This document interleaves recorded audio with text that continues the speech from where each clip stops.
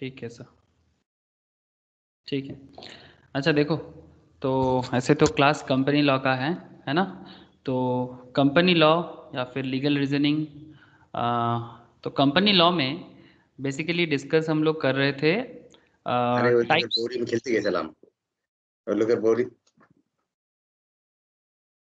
নিবিড় মিউট করে নে বাবু। হ্যাঁ স্যার একটু প্রবলেম। अच्छा, ठीक है।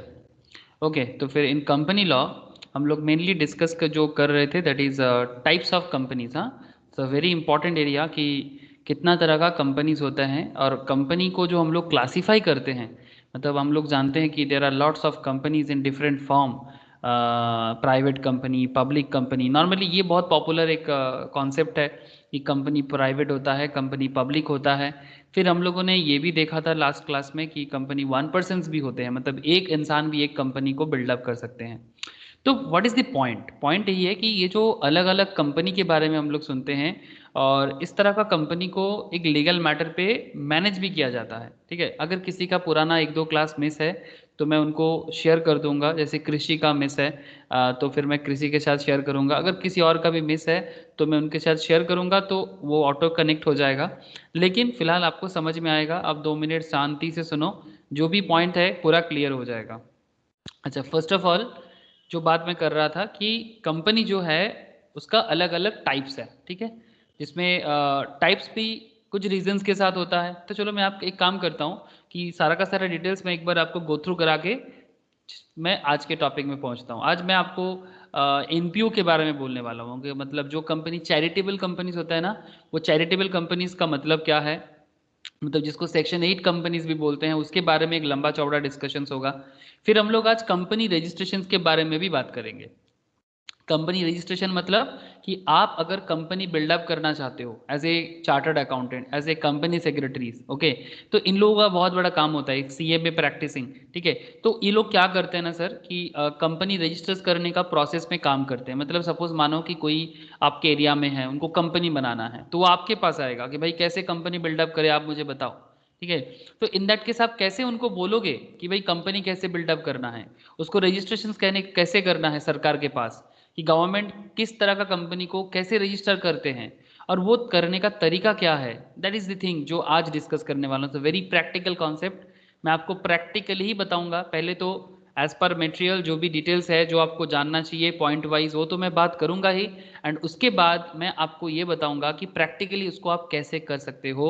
जैसे जैसे आप धीरे धीरे पढ़ाई कंप्लीट करके प्रैक्टिस के एरिया में पहुंचोगे, as a company secretary, as a chartered accountant, जो भी आप करो, लेकिन एज ए प्रैक्टिस आप ये सब काम करते हो। ठीक है, एक प्रैक्टिसिंग चार्टर्ड, एक प्रैक्टिसिंग कंपनी सेक्रेटरी, एक प्रैक्टिसिंग सीएमए, इनके पास ये सब काम आता है और यही सब काम के लिए यही लोग जाने जाते हैं। अब तो कैसे करोगे तब, तो दैट इज द थिंग। तो चलो आज सीखेंगे ना कि कैसे कंपनी रजिस्टर होता है, अलग अलग टाइप्स ऑफ कंपनीज का भी और कुछ पॉइंट्स है जो भी मैं आपसे शेयर करने वाला हूँ। तो बड़ा प्रैक्टिकल चीज़ें हैं, ध्यान से सुनो, एक एक करके सब समझ में आएगा कि ये जो कंपनी वर्ल्ड है उसके बारे में आपको पूरा का पूरा एक ओवरव्यू धीरे धीरे समझ में आई होप आ रहा है और आगे और भी आता जाएगा। तो चलो सर, अच्छा, जिस पर्टिकुलर पॉइंट में मैं आपको बात कर रहा था कि कंपनी का जो अलग अलग टाइप्स है, ठीक है, कंपनी का जो अलग अलग टाइप्स है उसमें क्लासेस ऑफ कंपनीज, सबको स्क्रीन दिख रहा है ना? क्या स्क्रीन शो हो रहा है सबको? Yes sir. ओके सर, ठीक है। ये जो क्लासेस ऑफ कंपनीज है, ठीक है, इस क्लासेस ऑफ कंपनीज मतलब कितना तरह का कंपनीज हो सकता है, जिसमें मैंने ऑलरेडी आपको 2-3 चीज़ें बता दिया। जैसे कि on the basis of liability, on the basis of liability, जिन्होंने ये क्लास अगर बाई चांस मिस किया है किसी भी कारण से, उनको मैं ये क्लास शेयर करूंगा तो वो उसको बैकअप मिल जाएगा। ठीक है, तो on the basis of liability कितना तरह का कंपनीज होते हैं, जैसे company limited by shares, company limited by guarantee, ठीक है, unlimited company, these are the things जो ऑलरेडी मैंने डिस्कस किया। फिर से मैं आपको शेयर करूंगा, जिसको मिस है मिल जाएगा।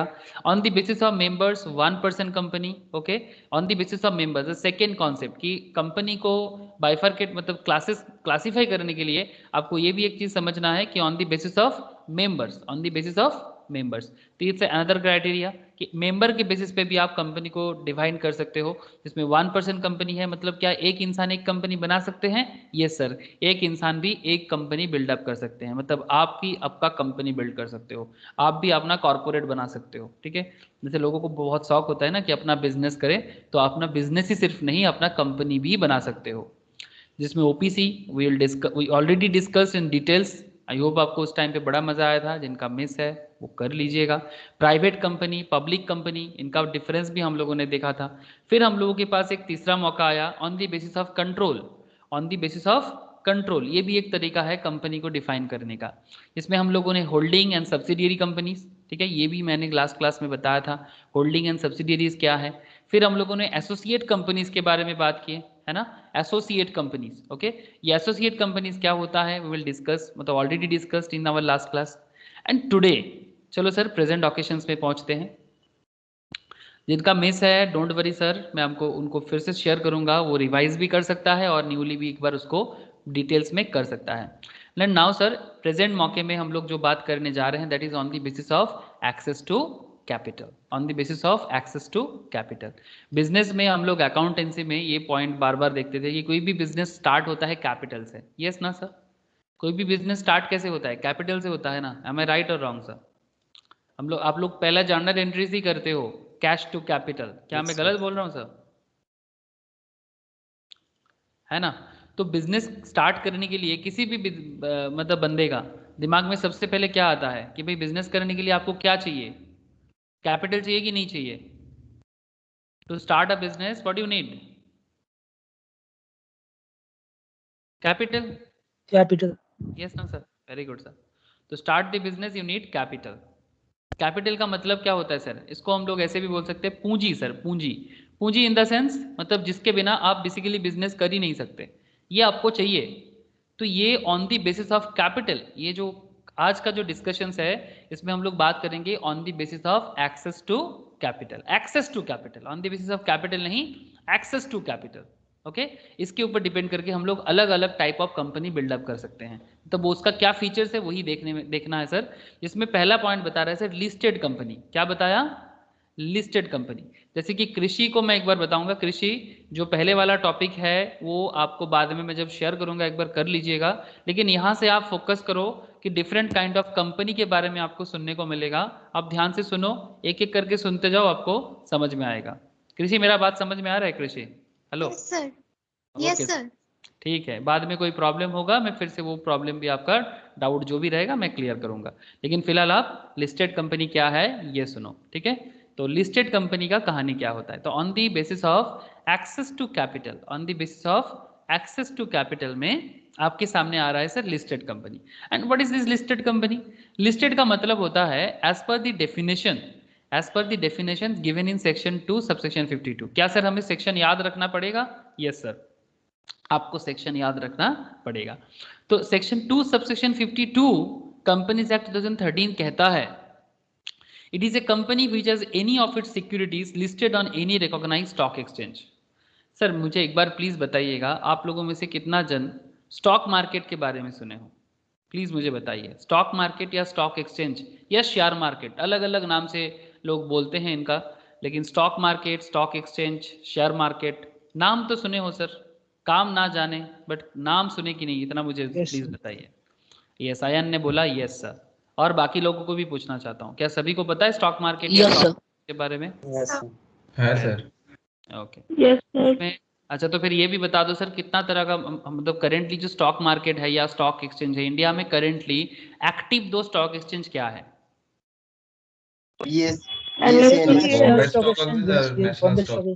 अरे वाह, चलो सर सभी को आता है, very good sir. Stock exchange in India, okay. Stock exchange in India के बारे में अगर मैं बात करूं तो ऐसे तो है बहुत सारा, लेकिन करेंटली एक्टिव जो दोनों है जहां जिसमें जाके आप मार्केट में स्टॉक बाय सेल ये सब कर सकते हो, उसके लिए दो है sir, NSE and BSE। But इसके अलावा कैलकाटा स्टॉक एक्सचेंज, आप लोग मैक्सिमम, मैं कोलकाता से हूँ, आप लोगों में से भी बहुत दो कोलकाता से हो, तो Calcutta stock exchange is also there. Official काम होता है सर, ऑफिशियल काम होता है। जो लोग NISM का पढ़ाई करते हैं, स्टॉक मार्केट रिलेटेड एक एजुकेशन है, जो लोग मेरे पास भी पढ़ते हैं sir, NISM national institute of security market, SEBI का एक बहुत अच्छा पढ़ाई है सर। जो लोग stock market and finance field में अपना एड ऑन करना चाहता है वो करता है। तो ये NISM का एग्जाम वगैरह होता है इसमें, ठीक है। अच्छा, इसके अलावा मद्रास स्टॉक एक्सचेंज हर जगह में होता है, ऐसे सब कुछ कंट्रोल होता है मुंबई से ही। Madras stock exchange, Bangalore stock exchange, Ahmedabad stock exchange, सारा का सारा है। बट अगर आपको एक्टिवली बिजनेस मतलब मार्केट में ट्रेडिंग वगैरह करना हो तो आपके सामने दो ही एक्सचेंज है सर। एक है NSE, another is called BSE, Bombay stock exchange and national stock exchange. अब इसमें लिस्टेड होना पड़ता है सर, इसमें लिस्टेड होना पड़ता है। क्या होना पड़ता है? लिस्टेड। ऐसे आपको मैं पहले भी कभी दिखाया था कि करेंटली इंडिया में बॉम्बे स्टॉक एक्सचेंज के अंदर पब्लिक लिस्टेड कंपनी करीब 5,500, 5,439 टोटल। इतना कंपनीज, क्या सबको दिख रहा है सर डेटा जो भी मैं शेयर कर रहा हूँ? Yes sir. Okay, yes sir. करीब 5,439 कंपनीज लिस्टेड है BSE में, that is Bombay stock exchange में, शेयर मार्केट का जो ट्रेडिंग प्लेटफॉर्म है, ठीक है। जो लोग शेयर मार्केट का पढ़ाई करते हो मेरे पास, उनको पता है। जो लोग अभी नहीं करते हो, शायद बाद में कभी करने का सोचोगे तब और डिटेल्स पता चलेगा सर। तो अभी चिंता का कोई बात नहीं है, मैं तो नहीं करता मुझे कैसे पता चलेगा, नहीं नहीं, इट्स नॉट लाइक दैट। अभी तो सिर्फ जानकारी लो सर कि क्या है। जो नहीं करता है शेयर मार्केट का डिटेल्स, जो करते हैं उनको ये सब बेसिक्स तो आता है, आई नो। तो इसमें करीब 5,500 के आसपास कंपनी अप्रॉक्स लिस्टेड है। बॉम्बे स्टॉक एक्सचेंज, नाम तो इसका बॉम्बे स्टॉक एक्सचेंज ही है तो ये मुंबई में, okay. And national stock exchange जो है हमारा, ये भी सरकार का ही है। और Bombay stock exchange is controlled by government, that is also controlled by government. वो एशिया का पहला स्टॉक एक्सचेंज है BSE। एशिया का पहला 2 स्टॉक एक्सचेंज, एक है टोक्यो जो जापान में है, और दूसरा है अपना BSE, that is in Mumbai, okay. तो बिजनेस का एक बहुत बड़ा एरिया है जहाँ पर शेयर वगैरह ट्रांजैक्शंस होता है। आप लोग शेयर के बारे में सुने हो, कंपनी अकाउंट्स किए हो, तो वही शेयर कंपनी ये सब को लेके ही डील होता है। मैं आपको आगे आगे सारा का सारा चीज़ बताते हुए जाऊँगा, ध्यान रखिए, पेशेंस रखिए, एक एक करके बताता हूँ। अच्छा, नेशनल स्टॉक एक्सचेंज में करीब कितना कंपनी लिस्टेड है एक बार देखिएगा प्लीज़। 1952, मतलब अप्रॉक्स 2000 कंपनीज, मतलब कुल मिला के पब्लिक लिस्टेड कंपनीज है इंडिया में अप्रॉक्स 7 से 8,000, ठीक है। कुछ कुछ कंपनीज कैलकाटा स्टॉक एक्सचेंज वगैरह में लिस्टेड है, मद्रास में भी है, बट वहाँ पर आप ट्रेड नहीं कर सकते, बस फर्क यही इतना ही है, उसमें आप ट्रेड नहीं कर सकते। ट्रेड करना है तो आपको BSE एंड NSE के थ्रू से ही करना होगा, ठीक है। अब what is the point sir, point क्या है? तो फिर मैं एक बार आपको लॉ वाइज बताता हूँ। As per the definitions given in section 2 subsection 52 of the Companies Act 2013, it is a company which has any of its securities listed on any recognized stock exchange। और जैसे कि आपने रिकॉग्नाइज में से क्या क्या देखा सर, एक आपने BSE के बारे में सुना, दूसरा आपने NSE के बारे में सुना। Where is the word securities as per section 281? Sir, what is the meaning of securities? क्या ये सिक्योरिटी गार्ड के बारे में बात कर रहा है? No sir, this is not about वो सिक्योरिटी गार्ड, ओके। ये सिक्योरिटी कौन सा सिक्योरिटी है सर? ये शेयर सिक्योरिटी है सर, शेयर मार्केट का। हाँ, very good sir, shares, bond, debenture, okay, these are also called securities. Sir security क्यों बोलते हैं जानते हो? सर आप लोगों में से कितना जन सेबी के बारे में सुने हो सर? सेबी के बारे में कितना जन ने सुना? हाँ सर, सुने ना सर? ये तो 11-12 लेवल में आपका बिजनेस स्टडीज में भी पढ़ाया जाता है, कॉमर्स में भी पढ़ा जाता है। Securities exchange board of India. Very good sir, securities exchange board of India. आज की डेट में अगर किसी भी कंपनी को इंडिया में बिजनेस करना हो तो उसको एक रूल्स रेगुलेशंस फॉलो करना होता है, ठीक है। जो लोग कंपनी सेक्रेटरीज का पढ़ाई करते हैं, चार्टर्ड का पढ़ाई करते हैं ना, या फिर CMA में भी है, ये सेबी का रूल्स। CS में एग्जीक्यूटिव लेवल में पढ़ा जाता है, मतलब इंटरमीडिएट लेवल में। CA एंड CMA में फाइनल लेवल में जाके आपको सेबी का डिटेल्स आपको पढ़ना पड़ेगा, ठीक है। तो ये security exchange board of India, ये security exchange board of India जो है, ये security exchange board of India का डिटेल्स काम, ठीक है, इसका काम यही है कि जितना सारा कंपनी इंडिया में लिस्टेड रहेगा, इसका सारा का सारा डिटेल्स को लेके हैंडल करना, उसको रूल्स रेगुलेशंस वाइज हैंडल करना, एवरीथिंग, ठीक है। तो दिस इज सिक्योरिटीज। तो ये एक्चुअली जो भी शेयर्स है मार्केट में, जो भी सिक्योरिटीज है, इसको सिक्योर करता है कौन? सेबी। शेयर्स वगैरह को कौन सिक्योर करता है? सेबी।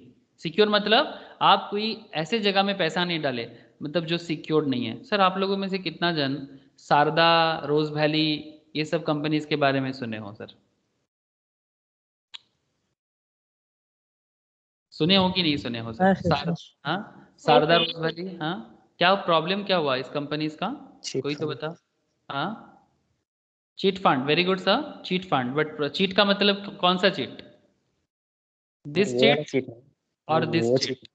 हाँ, सर ऑपरेटर ऊपर वाला मैंने चीट फंड। मतलब चीट कर लिया तुमसे ये वाला फंड या चीट फंड, कौन सा? ऊपर वाला चीट, ऊपर CHI, कौन सा स्पेलिंग? किसी को चीट करना IT मतलब? हाँ, CHIT मतलब छोटा, स्मॉल फंड, या CHIT, चीट, चीट मतलब स्मॉल ना? यस सर, ये चिट ज्यादा अच्छा रहेगा। हाँ, CHAT। CHEAT, अच्छा, मतलब ये ज़्यादा अच्छा रहेगा। Very good sir. वो चीट हो गया। Yes, I understand. मतलब मैं आपको समझाता हूँ, ये जो शारदा रोज वैली, जिनको नहीं पता मैं उनको समझा दूंगा, डोंट वरी। ऐसे मार्केट में ना कुछ कंपनीज इस तरह से आया है, शारदा में भी स्पेलिंग थोड़ा इधर उधर हो सकता है, रोज वैली जैसे कंपनीज, ये लोग चीट फंड का बिजनेस करता है। चीट फंड बिजनेस का एक सिस्टम मैं आपको बता सकता हूँ। ये लोग 20:1 रेशियो में बिजनेस करता है। 20:1 मीन्स 1:20, सॉरी, 1:20। इसका मतलब ये होता है कि अगर इनके पास 1 करोड़ है तो ये मार्केट से 20 करोड़ उठा सकते हैं। ध्यान से समझिएगा सर। चीट फंड कंपनी जैसे शारदा रोज वैली, ठीक है, अगर आप गूगल करोगे तो आपको इसका स्कैम के बारे में पता चलेगा। मैं आपको, चलो गूगल में हम लोग है ही, तो एक बार दिखाते हैं आपको। शारदा रोज वैली, जस्ट आप लिखो, आपको बहुत कुछ पता चलेगा। रोज वैली एक साथ लिखने से शायद नहीं दिखाएगा। शारदा का स्पेलिंग कोई बता सकते हो? रोज valley scam,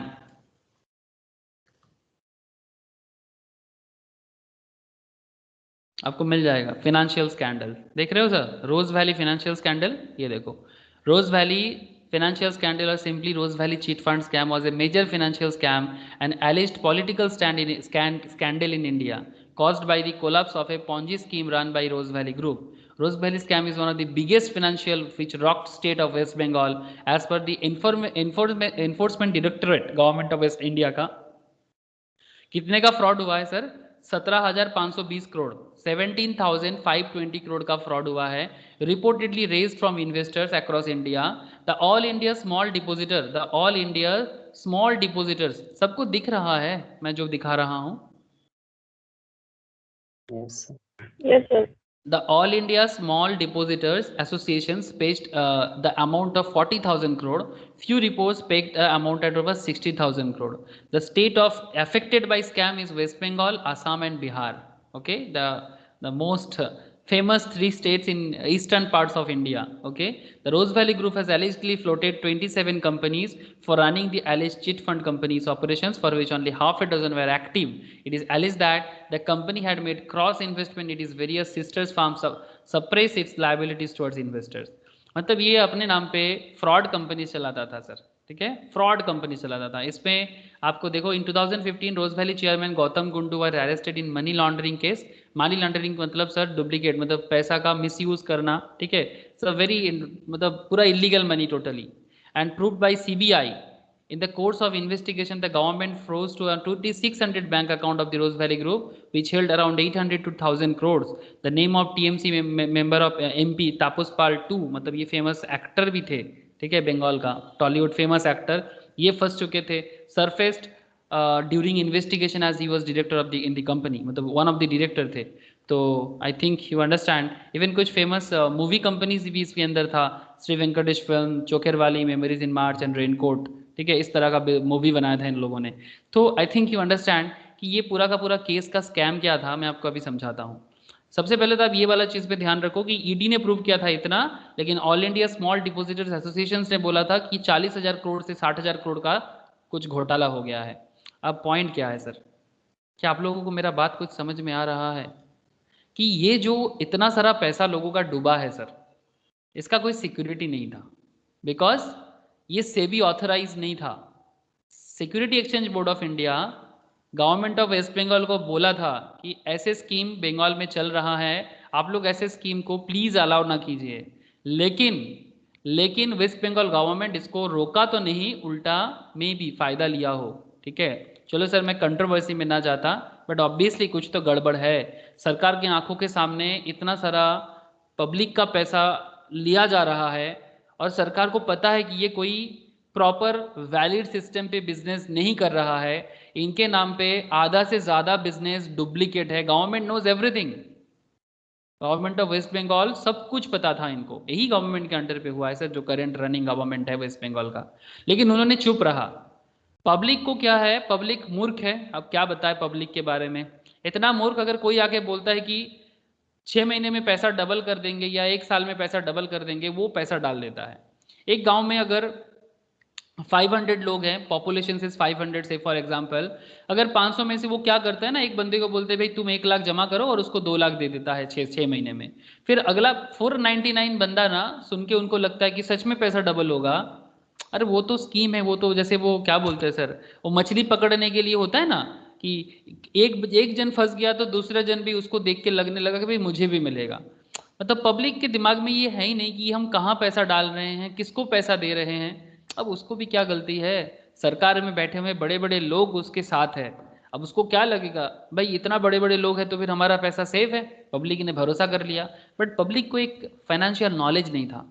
financial knowledge public के पास ये होना चाहिए था सर कि वो जो पैसा हम दे रहे हैं वो कोई सेबी रजिस्टर्ड नहीं है, वो कोई आरबीआई रिकॉग्नाइज्ड नहीं है, रिजर्व बैंक ऑफ इंडिया का कोई रिकॉग्निशन नहीं है। हम जहां पर पैसा डिपॉजिट कर रहे हैं, जैसे बैंक, हम लोग बैंक में पैसा जमा करते हैं वो आरबीआई का अंडर में चलता है। हम लोग कंपनीज या शेयर्स में पैसा डालते हैं वो सेबी के अंडर में चलते हैं। कंपनी बताते हैं कि your investment is subject to market risk. TV में ऐड नहीं आता सर म्यूचुअल फंड का, mutual fund investment is subject to market risk, please read all the scheme related documents carefully. क्या सभी ने ये एडवर्टाइजमेंट टीवी में देखा? आजकल तो क्रिकेटर्स लोग भी कर रहा है म्यूचुअल फंड सही है बोल के। क्या सबने सुना? अयन ने सुना? वेरी गुड, बाकी लोगों को भी पूछ रहा हूँ। Yes sir. है ना सर? तो इसका मतलब क्या है कि mutual fund actually share market में इन्वेस्टमेंट होता है, एक बहुत सारा इक्विटी मार्केट बोलते हैं, वो सब धीरे धीरे पता चलेगा आप लोगों को। But what is the point? Point यही है कि अगर सेबी के अंडर में चलता है तो सेबी आपको इन्फॉर्म भी करता है कि equity market investment is subject to market risk. मतलब मार्केट का जो वोलेटिलिटी है, मार्केट का जो अप डाउन है, ये आपका इन्वेस्टमेंट को इफेक्ट कर सकता है। आप ज्यादा भी कमा सकते हो, आप लॉस में भी जा सकते हो, इसके लिए pure accounts and financial matter है। लेकिन ये जो चिट फंड कंपनीज है, इसके बारे में आपने कभी भी कहीं पर भी एडवर्टाइजमेंट सुना कि your investment is subject to market risk? कभी भी वेस्ट बंगाल गवर्नमेंट का कोई भी बंदा, ठीक है, सरकार के तरफ से, हाँ दीदी के सरकार की तरफ से कोई भी आके बोला कि शारदा रोज वैली का पैसा is subject to market risk? क्या वो शेयर मार्केट लिस्टेड कंपनी है शारदा रोज वैली? नहीं। आप लोग बात समझ रहे हो? मैं किसी भी सरकार के अगेंस्ट या फॉर में बात नहीं कर रहा हूं, I am just telling the fact. Fact को समझो सर। क्या सबको समझ आ रहा है मैं क्या बोलने का कोशिश कर रहा हूं? कि पब्लिक का इतना सारा पैसा मार्केट में चल रहा है, बट किसी को खबर सबको है, बट फिर भी कोई कुछ कर क्यों नहीं रहा है? करप्शन का लेवल समझ पा रहे हो कि नहीं पा रहे हो? हाँ सर। Yes sir. बस इतना, बस आपको समझना जरूरी है। बाकी आप गवर्नमेंट के बारे में क्या सोचते हो नहीं सोचते हो, that's a different issue, but you have to understand. अब why this market is called security market? Security market इसीलिए कहते हैं कि जिस मार्केट में सेबी का हाथ होता है वहां पर भी प्रॉब्लम होता है, बट वहां पर एक चीज सेबी बार बार बोलता है एंड सेबी के कंट्रोल में चलता है। हर एक कंपनी डुप्लीकेसी नहीं करता। जैसे मैं आपको बताता हूँ, जो लोग मार्केट में ये 17,000 60,000 करोड़ का लॉस दिया है ये शारदा रोज वैली जैसे कंपनी में इन्वेस्ट करके, अगर कोई रिलायंस के शेयर में इन्वेस्ट करता 6 महीने पहले, मैं आपको दिखाता हूँ, ठीक है, अगर कोई रिलायंस के शेयर पे इन्वेस्ट करता just 6 months back, just look, हाँ 6 महीना पहले, चलो 6 महीने नहीं 1 साल कर देते हैं, अगर आप 1500 में इन्वेस्टमेंट करते तो आपका पैसा आज 2000 होता 1 साल में। दैट्स एकदम प्रॉपर कॉन्सेप्ट है। नॉट ओनली रिलायंस, बहुत सारा कंपनीज है। अगर आप टाटा मोटर्स, मैं पॉपुलर कंपनी का ही नाम ले रहा हूँ, बट सर इसके लिए नॉलेज चाहिए सर, आप डायरेक्ट नहीं कर सकते, but these are the actual secured area. इसमें आपका पैसा कोई मार के नहीं भागेगा। अगर मार्केट डाउन होगा तो आपका पैसा मार सकता है, मतलब गिर सकता है, मारेगा कोई नहीं। अगर मार्केट अप होगा तो आपको वैल्यू मिलेगा। अगर आप टाटा मोटर्स को देखो 6 महीने पहले अगर आप टाटा मोटर्स में 100 रुपीज इन्वेस्ट किए होते तो आज आपको 312 रुपया, डबल हुआ ना सर, डबल से भी ज्यादा विद इन 6 मंथ्स। हेलो, क्या ये डबल हुआ? प्लीज बताना सर, yes, sir. डबल से भी ज्यादा हुआ। But this is actually proper secured market, but subject to market risk. Market का जो बिजनेस इकोनॉमी, ठीक है, अप डाउन वो सब यहाँ पर है। और भी कुछ कंपनीज है, मैं आपको बहुत सारा दिखा सकता हूँ, एक दो क्यों। एक कंपनी है सर अदानी ग्रीन बोल के, गजब दिया। अदानी ग्रीन का अगर आप 1 साल का रिटर्न देखो, जस्ट लुक किया 1 साल में कितना था, अभी 1116 चल रहा है, अब देखो करीब 300 200 या 300 के आसपास था, 800 प्लस, मतलब 4 टाइम्स ज़्यादा। सही कि गलत सर, बोलो। मैं आपको ओपन प्लेटफॉर्म से ही बता रहा हूँ, मेरा मनगढ़ंत कुछ नहीं बता रहा हूँ। लेकिन सर इसके लिए आपको नॉलेज चाहिए, मतलब ये कोई आपको ठग नहीं सकता, आपके नॉलेज के बेसिस पे आप कर सकते हो। Market up down is there, but this is a security market, this is all under the control of SEBI, okay, and that is the reason इसको सिक्योरिटी मार्केट भी कहा जाता है, ओके। लेकिन अप डाउन है सर, ऐसा नहीं कि प्रॉफिट ही होता है, लॉस भी होता है। क्या आप लोगों को मेरा बात थोड़ा सा भी समझ आ रहा है? थोड़ा सा, बहुत ना भी आए, थोड़ा सा भी समझ आ रहा है? नंदिनी, कृषि, शायनी, आप लोगों को स्पेशली पूछ रहा हूँ, कुछ समझ आ रहा है सर? Yes sir. कृषि को समझ में आ रहा है थोड़ा सा?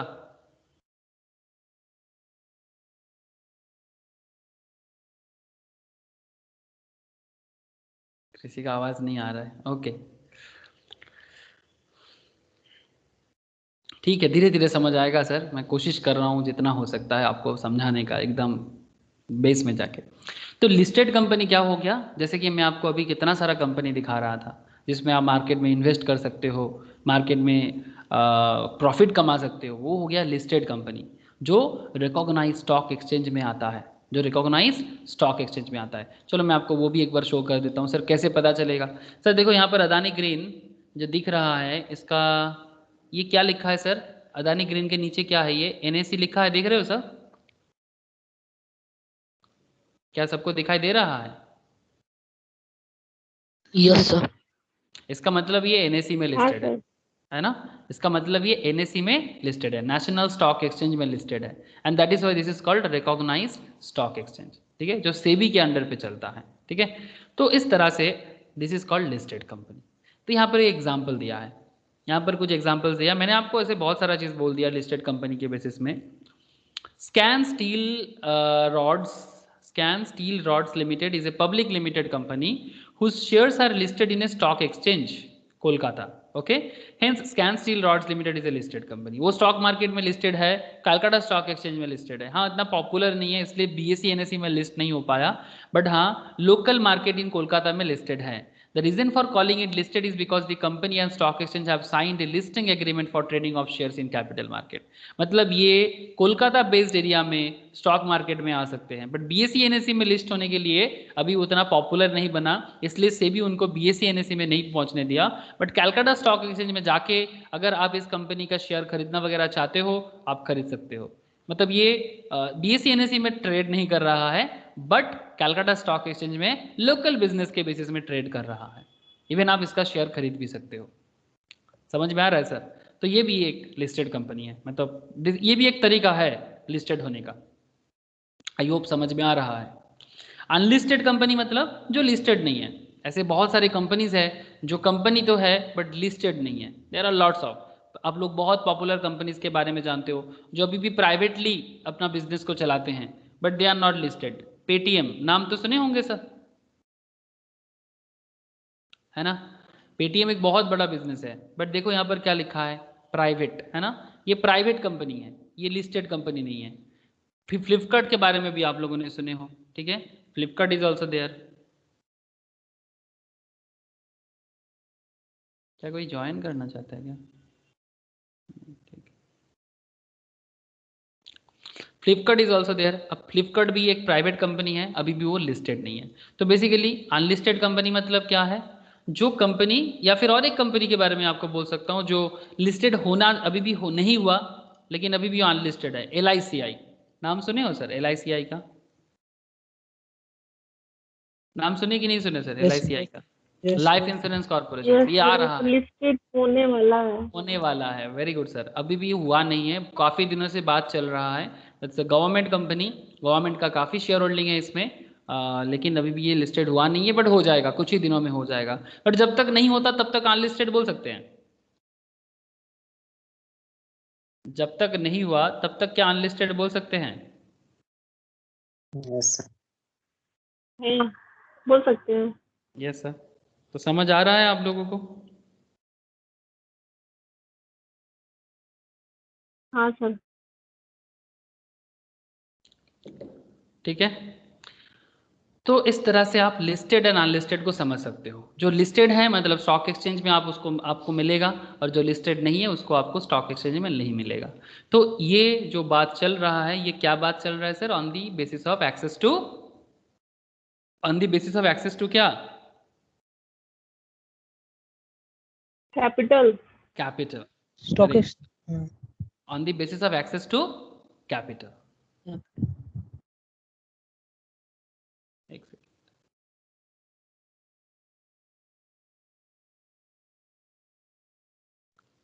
समझ आया सर?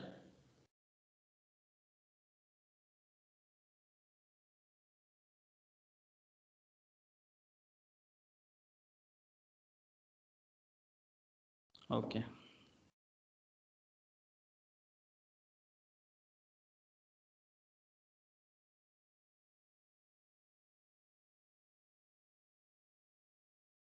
Good evening, sir.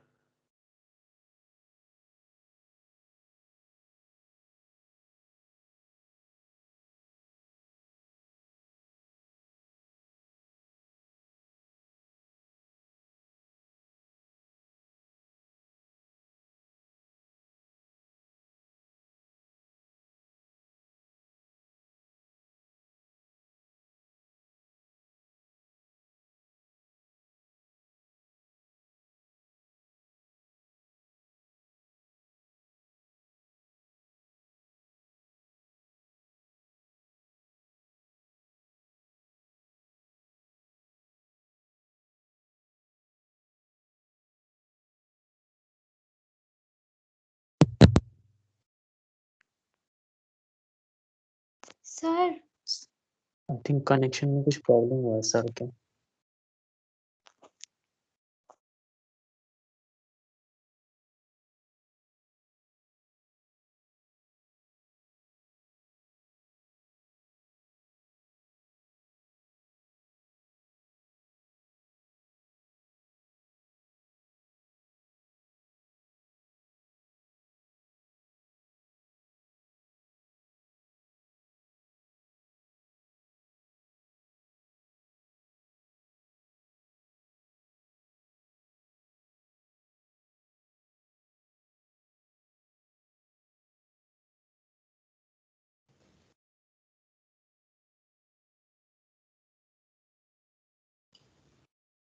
मेरा आवाज आ रहा है? हाँ सर। हाँ सर आप आ रहे हैं। कहाँ तक आप लोग लास्ट सुन पाए थे? सर आप किसी को ऐड किए ना, उसके बाद ही रुक गया 2 सेकंड बाद। अच्छा अच्छा, ठीक। सबको आ रहा है ना साउंड अभी? कृषि, इंकी, आयन, निबिड़, है सर। रोशनी, ओके ना? Yes, sir. ओके, है दादा। ठीक है ठीक है, समझ गया। अच्छा चलो चलो, एक इंटरेस्टिंग फैक्ट में पहुंचते हैं। सर सरकारी कंपनी किसको बोलेंगे? लिस्टेड अनलिस्टेड तो समझ में आया ना सबको? आई होप लिस्टेड अनलिस्टेड समझ में आया। बेसिक पॉइंट इतना याद रखना, जो कंपनी स्टॉक मार्केट में लिस्टेड है वो लिस्टेड है। जैसे कि national stock exchange, Bombay stock exchange, Calcutta stock exchange, Madras stock exchange, active दो एक्सचेंज है इंडिया में शेयर मार्केट में, national stock exchange and Bombay stock exchange, जिसमें आप डिजिटली मार्केट से शेयर खरीद सकते हो। But Calcutta stock exchange, Madras stock exchange, ये सब केस में लोकल ऑफिस में जाके जो अगर कोई कंपनी लिस्टेड है तो शेयर खरीद सकते हो। मतलब जो कंपनी स्टॉक एक्सचेंज में लिस्टेड है, जो सेबी रजिस्टर्ड है, उसमें जाके आप शेयर खरीद सकते हो। लिस्टेड हो गया ये, और अनलिस्टेड मतलब जो स्टॉक मार्केट में लिस्टेड नहीं है। जैसे कि LICI आने वाला है, अभी तक नहीं आया।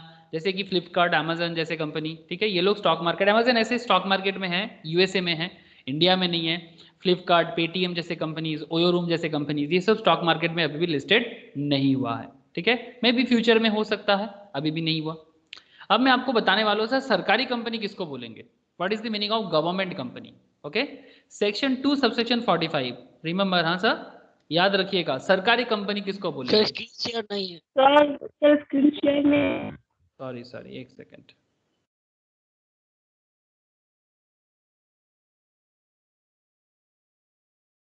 गवर्नमेंट कंपनी किसको बोलेंगे sir, section 2 subsection 45। Government company means any company in which not less than 51% of the paid up share capital is held by कौन, कम से कम 51%, कम से कम 51%, दैट इज 51% शेयर सरकार को होल्ड करना पड़ेगा total paid up share capital का।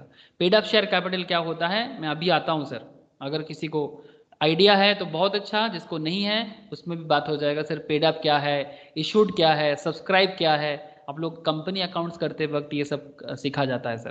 ठीक है, पेड अप, सब्सक्राइब्ड, ये सब चीज़ें मैं आपको बताऊंगा आज। ठीक है, तो 51% of the paid up share capital is come से come is not less than 51%। अगर वो सरकार के पास है किसी भी कंपनी का तो वो सरकारी कंपनी है। मैं आपको आगे दिखाता हूं कि ऐसे कौन से कंपनीज के केस में ऐसा होता है। सेंट्रल गवर्नमेंट, अगर सरकारी कंपनी कितना तरह का हो सकता है, central government company, by any state government मतलब state government company, partly by central and partly by state government मतलब थोड़ा सेंट्रल का भी है थोड़ा स्टेट का भी है, ऐसा भी होता है। ओके, तो गवर्नमेंट कंपनी कितना तरह का हो सकता है, minimum 51% paid up share capital होना चाहिए, सेंट्रल गवर्नमेंट का भी हो सकता है, स्टेट गवर्नमेंट का भी हो सकता है, पार्टली सेंट्रल पार्टली स्टेट भी हो सकता है। Okay, partly central partly state ऐसा भी हो सकता है। अब सर आपके मन में सवाल आ रहा है, सर LIC कैसा कंपनी है। चलो अगर मिले तो मैं आपको यहीं पर दिखा देता हूं कि LIC का होल्डिंग क्या है, LIC का कौन कौन होल्डिंग है।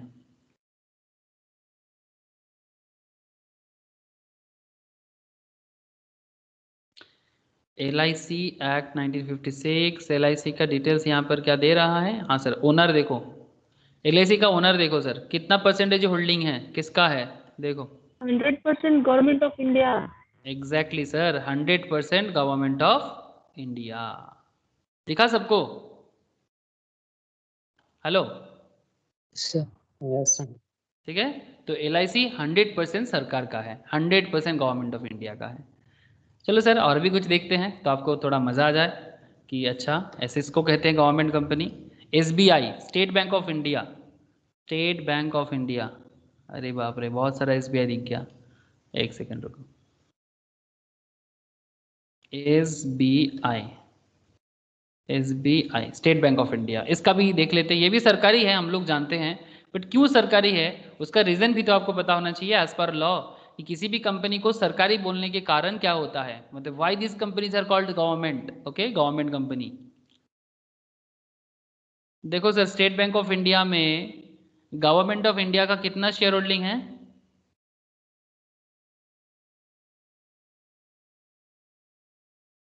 $56.92, 56.9 अप्रॉक्स 57% अप्रॉक्स। हाँ, इसका मतलब ये भी सरकारी हुआ, किस क्यों हुआ सर, बिकॉज इसमें सरकार का more than 50% that is at least 51% share holding है तभी हुआ, है ना, एटलीस्ट 51% शेयर होल्डिंग है तभी ये सरकारी हुआ। सरकारी होने के लिए कोई भी कंपनी हो उसको, गवर्नमेंट होने के लिए उसको 51% शेयर होल्डिंग तो सरकार का होना पड़ेगा। ऐसे और भी कुछ गवर्नमेंट कंपनीज का मैं देख लेता हूँ आपको। कोल इंडिया नाम सुने होंगे शायद आप लोग, कोल इंडिया का भी अगर आप देखो, ये सब स्टॉक मार्केट लिस्टेड भी है सर। मजा का बात ये है, ये देखो ट्रेडेड एज BSE NSE देख रहे हैं सर, ये सब स्टॉक मार्केट में लिस्टेड भी है, जितना सारा मैंने आपको दिखाया BSE का NSE का लिस्टेड कंपनी है। अच्छा, कोल इंडिया जो इंडिया के पूरा का पूरा कोल के बारे में ये काम करता है सर। अच्छा, इसका होल्डिंग, ये गवर्नमेंट ऑफ इंडिया का कितना शेयर होल्डिंग है देखो, 70.96%, 20। है ना, 70.96% सरकार का है, तो इसका मतलब ये भी अगेन सरकारी हुआ। तो सरकारी होने के लिए अगर कभी भी किसी केस में 51% वाला कॉन्सेप्ट किसी कंपनी में सरकार का नहीं है तो वो सरकारी कंपनी नहीं कहलाएगा। ठीक है, वो प्राइवेट हो सकता है या फिर लिस्टेड हो सकता है, बट वो प्राइवेट हो जाएगा। बट सरकारी होने के लिए आपको सरकार का 100% share holding, minimum 51% share holding चाहिए। अच्छा, कुछ कंपनीज ऐसे हैं जो स्टेट गवर्नमेंट के अंडर पे चलता है। मैं आपको 2-3 कंपनी ऐसे दिखाता हूँ। ऐसे 2 कंपनी बताऊंगा, एक हार्डको, दूसरा हिडको। ठीक है, मैं आपको पहले भी शायद दिखाया था। ये है हार्डको, housing and urban development corporation. इसमें सरकार का कितना शेयर होल्डिंग है देख लेते हैं। ये पूरा देश भर में पब्लिक सेक्टर अंडरटेकिंग है, ये भी शेयर मार्केट में लिस्टेड है BSE NSE में। ठीक है, फिनेंशियल सर्विस देते हैं, मतलब फिनेंशियल सर्विस मतलब लोन वगैरह प्रोवाइड करते हैं कंस्ट्रक्शन के लिए। गवर्नमेंट ऑफ इंडिया का 89.81% शेयर होल्डिंग है इसका। स्टॉक मार्केट में भी लिस्टेड है और सेंट्रल गवर्नमेंट का भी है। अब मैं आपको एक कंपनी के बारे में बताऊंगा जिसका नाम है हिडको। हिडको, हिडको मीन्स ये आपका कोलकाता में न्यू टाउन को बनाया है सर, हिडको। चलो देखते हैं हिडको के बारे में क्या पता चलता है। हिडको is a West Bengal housing infrastructure development corporation. Okay, West Bengal housing infrastructure development corporation, ये एक्चुअली हिडको है। ये गवर्नमेंट ऑफ वेस्ट बंगाल का है। ये किसी सरकार के मतलब किसी स्टॉक मार्केट में लिस्टेड कंपनी नहीं है। मतलब ये जो न्यू टाउन बना है ना, अगर कोई भी न्यू टाउन जानते हो, जो कोलकाता का जो न्यूली बिल्डअप जो सिटी है, ठीक है, टाउनशिप है, बड़ा ही दिलचस्प स्मार्ट है। ठीक है, तो ये हिडको भवन आप देख रहे हो। आई थिंक जो लोग न्यू टाउन में रहते हैं उनको पता, या आसपास में कभी घूमे हैं, दे ऑल्सो नो। पॉइंट क्या है सर? पॉइंट है कि ये भी एक बहुत बड़ा कंपनी है, बट ये स्टेट गवर्नमेंट के अंडर पे चलता है। क्या चलता है sir? State government, that is West Bengal government. ठीक है, और भी सरकारी कंपनी बहुत सारा है, लेकिन उसमें अगर स्टेट गवर्नमेंट का हाथ है तो वो स्टेट गवर्नमेंट कहलाएगा। WBACDCL नाम सुने हो? अरे सर, कलकत्ता छोड़ के, कोलकाता छोड़ के, कोलकाता मतलब पूरा वेस्ट बंगाल में, कोलकाता छोड़ के पूरा वेस्ट बंगाल में इलेक्ट्रिसिटी सप्लाई यही करता है मैक्सिमम। WBACDCL क्या लिखा है सर? देखो एक बार, टाइप क्या लिखा है? Look at the pattern sir, type में क्या लिखा है? Public sector undertaking. Public sector undertaking लिखा है ना। इलेक्ट्रिसिटी डिस्ट्रीब्यूट करता है सर पूरा बंगाल में, एक्सेप्ट कोलकाता। कोलकाता में CAC है, वो प्राइवेट है। CAC, Calcutta electric supply corporation, that is Sanjeev Goenka का है, वो पुणे वॉरियर्स टीम जिनका है उनका। ठीक है, स्पेंसर्स का जो शॉपिंग मॉल है उनका, उसी का है CAC। ठीक है, तो ये देखो आप, public sector undertaking government of waste Bengal का है। ठीक है, हेडक्वार्टर, रेवेन्यू, इक्विटी, आप देख रहे हो डिविजन्स WBACDCL। तो इस तरह से आपको मैं स्टेट गवर्नमेंट भी बताया और सेंट्रल गवर्नमेंट भी बताया। कुछ कंपनीज बताया जो गवर्नमेंट का भी है और साथ में वो पब्लिक लिस्टेड भी है। कुछ समझ में आया सर? बताइएगा।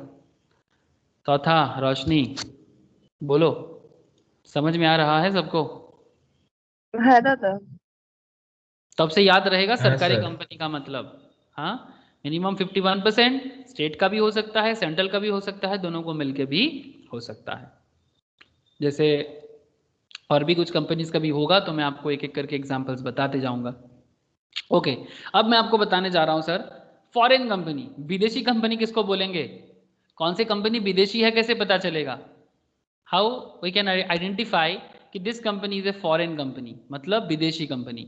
सेक्शन 2 सबसेक्शन 42 में कहा गया है। सर सेक्शन याद रखे? यस, सेक्शन याद जरूर रखे।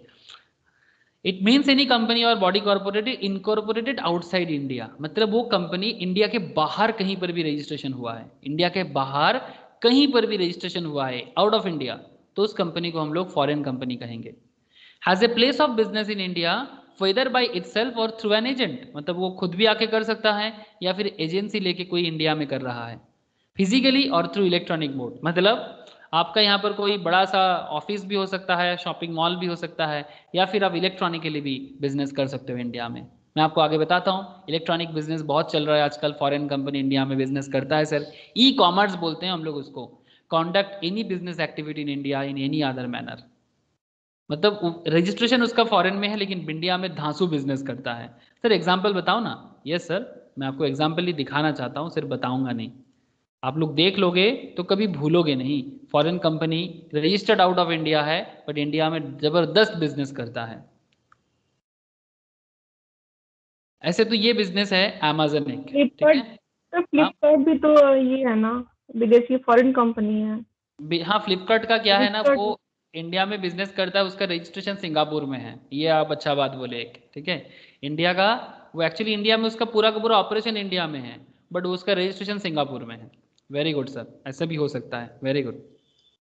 अमेज़न ये भी एक ई कॉमर्स कंपनी है, ये इंडिया में अमेजन इंडिया के नाम से चलता है, बट ये अमेजन देखो आप कहाँ पर लिस्टेड है, देखो नैस्डैक, देख रहे हो सर, नैस्डैक, नैस्डैक यूएसए में है सर, नेशनल मतलब ये आपका न्यूयॉर्क स्टॉक एक्सचेंज में है सर, नैस्डैक है वहाँ पर यूएस में है, तो ये फॉरेन में रजिस्टर्ड है, बट क्या अमेजन इंडिया में बिजनेस करता है?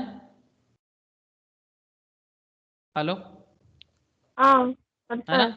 तो फॉरेन कंपनी हुआ ना सर। लेकिन हाँ, इंडिया में बिजनेस करने के लिए उसको इंडिया में कुछ तो रजिस्ट्रेशन वगैरह, मतलब एजेंट के थ्रू से हो या किसी भी थ्रू से हो, उसको कुछ ना कुछ तो चाहिए, वो तो कर ही रहा है, बट एक्चुअली ये फॉरेन कंपनी कहलाते हैं सर, ठीक है। या फिर जैसे फ्लिपकार्ट के बारे में उसने बोला, ठीक है, फ्लिपकार्ट का जो है ना, ये बिजनेस तो पूरा का पूरा इंडिया में करता है, इसका बिजनेस का ओनर भी इंडिया का है, बट इसका रजिस्ट्रेशन वगैरह ना फॉरेन का है। एक सेकेंड में देख लूँ तो आपको बता देता हूँ। बिजनेस स्ट्रक्चर अभी मुझे मिल नहीं रहा है, ठीक है, मुझे कभी मिलेगा तो मैं आपको बताता हूँ, ठीक है। ये सिंगापुर में लिस्टेड है, इसका डिटेल्स भी मिलता है सर, प्राइवेट है, ऐसे ऐसे तो प्राइवेटली बिजनेस करता है। और जैसे वॉलमार्ट का अगर मैं बात करूँ तो वॉलमार्ट फ्लिपकार्ट में इन्वेस्ट करके इंडिया में बिजनेस करता है, तो ये वॉलमार्ट इंडिया में क्या हो गया, एजेंट के थ्रू से आ गया ना एक तरह से, मतलब फ्लिपकार्ट वॉलमार्ट को लाया, और वॉलमार्ट का फ्लिपकार्ट में कितना इन्वेस्टमेंट है सर, 81%। तो अल्टीमेटली वॉलमार्ट यहाँ पर इंडिया में क्या हो गया, फॉरेन कंपनी हुआ ना, very good sir, foreign company हो गया। और इसका रजिस्ट्रेशन कहाँ है वॉलमार्ट का, वॉलमार्ट का रजिस्ट्रेशन ऑब्वियसली यूएसए में है, बहुत बड़ा बिजनेस है वॉलमार्ट का वर्ल्ड वाइड, लेकिन इसका रजिस्ट्रेशन तो आउट ऑफ इंडिया है। तो this is a simple foreign company, section 2 subsection 42। Clear हो रहा है ना सर? कोई सवाल है किसी के मन में तो कर लो, क्लियर होके जा रहा है सर, बोलो। Yes sir. Yes sir.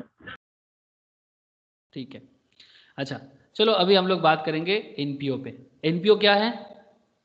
Charitable company, formation of companies with charitable object. Sir आप लोग चैरिटेबल ऑर्गेनाइजेशंस का नाम सुने हो सर, ये वर्ड बहुत लोग सुने हो सर, एनजीओ नाम सुने कि नहीं सुने? एनजीओ, एनपीओ, इवन 11-12 में आई थिंक, हाँ 11-12 में ही एनपीओ का अकाउंट्स भी कराया जाता है, कॉमर्स में 11-12 में एनपीओ अकाउंट्स भी रहता इनकम है ना? Yes. हाँ, इनकम या सर 12th में। बनाते हो 12th में, किसी किसी का 11 में होता है। Income and expenditure, income expenditure बना के आप लोग अकाउंट्स भी मेंटेन करते हो, ठीक है। तो ये जो एनपीओ है या फिर इसको एनजीओ भी बोला जाता है, नॉन गवर्नमेंटल ऑर्गेनाइजेशन, ठीक है, सरकार का नहीं है, बट ये नॉन प्रॉफिट भी होता है, मतलब ये प्रॉफिट के लिए बिजनेस नहीं करता, ठीक है। इसका जो भी बिजनेस भी मतलब बिजनेस बोल सकते हो आप, but this is not exactly business. ये बेसिकली क्या करता है सर, चैरिटी करता है। क्या करता है? चैरिटी करता है। या फिर आप ऐसे बोल सकते हो कि इसका जो भी टोटल ऑपरेशंस है, प्रॉफिट मोटिव नहीं है इसका, इसका बिजनेस का motive not profit motive, not a profit, service motive. हाँ सर्विस मोटिव, मेनली इनको सर्व करना होता है, प्रॉफिट मोटिव नहीं है, not a profit motive, service motive होता है, दैट इज कॉल्ड एनपीओ। लेकिन लॉ में ये एनपीओ के बारे में क्या कह सकते हैं हम लोग, बड़ा डिटेल्स है सर, ध्यान से एक एक पॉइंट सुनिए, बिकॉज एनपीओ बना के ना बहुत डुप्लीकेसी भी होता है, आप लोगों को पहचानना होगा आगे जाके, एक कंपनी सेक्रेटरी के तौर पे, एक सीए के तौर पे, यू हैव टू नो कि कितना डुप्लीकेसी हो जाते हैं, बिकॉज एनपीओ बना के ना लोगों से फालतू का पैसा लिया जाता है, और लोग भी पागल है सर, अब क्या बताएं। और बहुत सारे लोग सर जिनका डुप्लीकेट मनी है ना, इलीगल मनी को एनपीओ के थ्रू से लीगल बना देते हैं। अब इसका बहुत सारे एग्जाम्पल है, बट अभी आपको मैं समझाता हूँ एनपीओ, फिर कभी मैं आपको डुप्लीकेसी समझाऊंगा, लेकिन फिलहाल आप तो एनपीओ तो समझ जाओ। तो सर ये formation of companies with charitable object, इसको क्या कहते हैं sir, section 8 company, section 8 company. अब ये सेक्शन 8 कंपनी क्या है? Section 8 company, Companies Act 13 deals with formation of companies which are formed to promote the charitable object of, क्या क्या promote कर सकता है, कॉमर्स को promote कर सकता है, कॉमर्स मतलब बिजनेस, ठीक है, एडुकेशन भी आ सकता है इसमें, जिसमें वो कोई भी एडुकेशन हो सकता है, कॉमर्स, आर्ट, साइंस, साइंस को प्रमोट करना, कॉमर्स को प्रमोट करना, आर्ट को प्रमोट करना, ठीक है। मतलब किसी के अंदर आर्टिस्टिक कुछ बात है तो उसको प्रमोट करने के लिए एनपीओ है या एनजीओ है। किसी की कोई साइंस है, ठीक है, उसको प्रमोट करता है, ठीक है, तो बैकग्राउंड में काम करते हैं ये लोग। मैं आपको बहुत सारा एग्जाम्पल्स बताने वाला हूँ, आप ध्यान से सुनिए। स्पोर्ट्स को प्रमोट करता है, एडुकेशन को प्रमोट करता है, रिसर्च को प्रमोट करता है, सोशल वेलफेयर को प्रमोट करता है, रिलीजियन को प्रमोट करता है, चैरिटी को प्रमोट करता है, प्रोटेक्शन ऑफ एनवायरनमेंट को प्रमोट करता है। इनका एरिया ऑफ वर्क आप देख सकते हो, तभी जाके आप इसको एनपीओ कह सकते हो। Such company intends to apply its profit, ये प्रॉफिट कर सकता है, इसको प्रॉफिट नहीं करेगा तो कोई भी ऑर्गेनाइजेशन सर्वाइव नहीं कर सकता। प्रॉफिट सबको करना है। जैसे एनपीओ के एंगल में क्या होता है सर, इनकम एक्सपेंडिचर अकाउंट होता है ना सर। एनपीओ में profit and loss account Yes, नहीं sir. होता, इनकम एक्सपेंडिचर अकाउंट होता है। सर कोई भी ऑर्गेनाइजेशन क्या चाहेगा, उसका इनकम ज्यादा हो, इनकम हाई हो और एक्सपेंस लो हो। मतलब चाहेगा क्या वो, लोअर एक्सपेंस हायर इनकम, मतलब दैट इज देयर ऑब्जेक्टिव। इसमें तो कोई बुराई नहीं है ना सर, हायर इनकम हो और एक्सपेंस लोअर हो तो जाके उसको एक्चुअली प्रॉफिट ही होता है। बट हम लोग एनपीओ बनाने के टाइम पे इसको प्रॉफिट नहीं बोलते, क्या बोलते हैं सर, सरप्लस बोलते हैं ना, Surplus. एक्स्ट्रा पैसा है। And good thing, if you have extra money that is a good thing, आप इसको डेवलपमेंट के काम पे लगा सकते हो। इसका एक्चुअल काम यही है कि जो भी प्रॉफिट एक्चुअली वो करता है, that is called surplus in NPO concept in accounting system. वो सरप्लस को एक्चुअली आपको उसी ऑर्गेनाइजेशन के डेवलपमेंट पे काम पे लगाना है। से फॉर एग्जाम्पल अगर आपका एक स्कूल है, जैसे आप लोग जानते हो बहुत सारे प्राइवेट स्कूल है, ठीक है। मैं आपको एक स्कूल दिखाता हूँ, ये मेरे नेटिव के आसपास में बना है। स्कूल देख के ऐसा लगता है कि भाई क्या बन गया।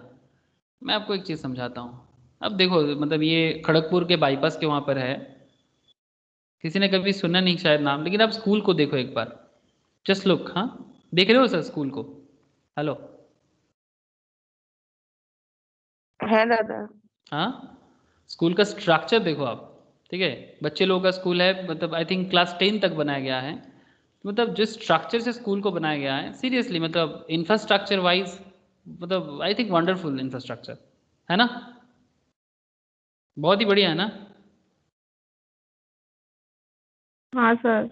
है ना।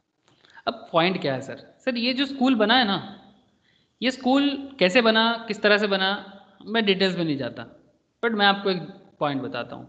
मतलब चाहे कोई भी स्कूल बने या कोई भी कॉलेज बने, ठीक है, उसका मेन ऑब्जेक्टिव यही होना चाहिए कि वो जो भी प्रॉफिट करे। मतलब अगर आप देखते हो, मतलब नॉर्मली इंडिया में बहुत देखा जाता है कि ऐसे मतलब बहुत सुंदर सुंदर स्कूल कॉलेज बना के बनाते हो, no problem is there, but point यही है कि इनका जो डायरेक्टर है, मतलब जो इस स्कूल का जो ओनर है, हम लोग आमतौर पे क्या देखते हैं, स्कूल का ओनर जो है वो BMW पे आते हैं। अब BMW पे आने पे कोई खराबी नहीं है, मतलब ये जो प्रॉफिट करता है, ये अपना प्रॉफिट का मैक्सिमम हिस्सा अगर अपने आप में कंज्यूम कर ले, and that is not acceptable. मतलब ये रूल है। मतलब BMW में चढ़ने में कोई बुराई नहीं है, बट प्रॉब्लम ये कि आप अगर आप स्कूल चला के ही आपका इतना सारा पैसा इन, मतलब जो आपको स्कूल से स्टूडेंट्स के फीस से आपको मिलता है, आप वो सारा का सारा खर्चा स्कूल के डेवलपमेंट पे ही लगाओ, किसी और तरीके से नहीं, ठीक है। मैं ये स्कूल मैंने इसलिए लिया बिकॉज बहुत सारा नामी दामी, मतलब ऐसे गुड इंफ्रास्ट्रक्चर, नामी दामी कुछ नहीं होता मेरे हिसाब से। स्कूल में पढ़ाई हो तो एक मतलब फटा पेड़ के नीचे भी बहुत अच्छा एडुकेशन मिल सकता है, इट्स ऑल डिपेंड, ठीक है। अच्छा बिल्डिंग हो तो अच्छा एडुकेशन है, ऐसा एकदम नहीं है। आई थिंक आप लोग एग्री करोगे मेरे बात के साथ, because quality education is depend not only on infrastructure, it's depend on the quality of teaching, it's depend on the quality of environment, ठीक है। उसमें स्कूल कितना अच्छा, इट्स नॉट मैटर, ठीक है। जितना भी लोग आज तक दुनिया में फेमस हुआ है, उनका स्कूल का इंफ्रास्ट्रक्चर कुछ खास नहीं था, बट वो लोग बहुत कुछ बना है और बन भी रहा है, आगे भी बन रहा है। पॉइंट यही है कि आप अपना जो भी प्रॉफिट करोगे उसको स्कूल के डेवलपमेंट पे लगाओ, स्टूडेंट के डेवलपमेंट के लगाओ, that is the real objective of NPO. अगर ये स्कूल ऐसा करता है तो बहुत बढ़िया, लेकिन अगर इनका ओनर लोग जो भी है, ये अगर यहाँ स्कूल से कमा के अगर उसको अपनी पर्सनल प्रॉपर्टी बनाने में लगा दिया ना, तो that's not, that is not acceptable. Okay sir, बात समझ में कुछ आ रहा है? I don't know, I hope कि स्कूल अच्छा ही होगा, बट ये मेरे घर के सामने हुआ है तो बहुत ही लाजवाब देखने में है, अंदर से कितना अच्छा है वो तो क्वालिटी ऑफ टीचिंग से पता चलता है ना सर। तो समझ में आ रहा है सर कि एक सेक्शन 8 कंपनी, चाहे वो स्कूल हो चाहे वो हॉस्पिटल्स हो। अब आपको मैं हॉस्पिटल्स के बारे में क्या बताऊं सर, हॉस्पिटल्स के बारे में मैं आपको क्या बताऊं। आप लोग जानते हो कोलकाता में हॉस्पिटल्स में क्या होता है। एक दिन के लिए कहीं पर भी थोड़ा ले लो सर, सिंपल आप एपोलो में चले जाओ, नाम लेके ही बोल सकता हूँ, नो प्रॉब्लम, बिकॉज सबको पता है। आप यहाँ पर क्या बोलते हैं सर, कोलंबिया में चले जाओ, या फिर आप कोई भी जो भी प्राइवेट फेमस हॉस्पिटल है, फेमस है इनफेमस है आई डोंट नो, बट खर्चा एक दिन का तो 1.5 लाख 2 लाख लगा देते हैं, मतलब विदाउट एनी रीजन कभी कभी। ठीक है, ये नागेर बाजार में एक हॉस्पिटल हुआ है, कितना भयंकर टाइप का बना है, मतलब कुछ कहानी मैंने सुना और कुछ देखा भी अपने एक्सपीरियंस में, आई डोंट नो। मतलब प्रॉफिट नहीं कर सकते आप, उल्टा सीधा प्रॉफिट, आपको सर्विस देना है, दैट इज देयर रियल मोटो। लेकिन क्या है ना सर, वही फिर से करप्शन आ जाएगा। ओके, करप्शन को आइडेंटिफाई करना भी मोटो नहीं है। तो promoting its object, promote charitable objects, such company intends to apply its profit इन।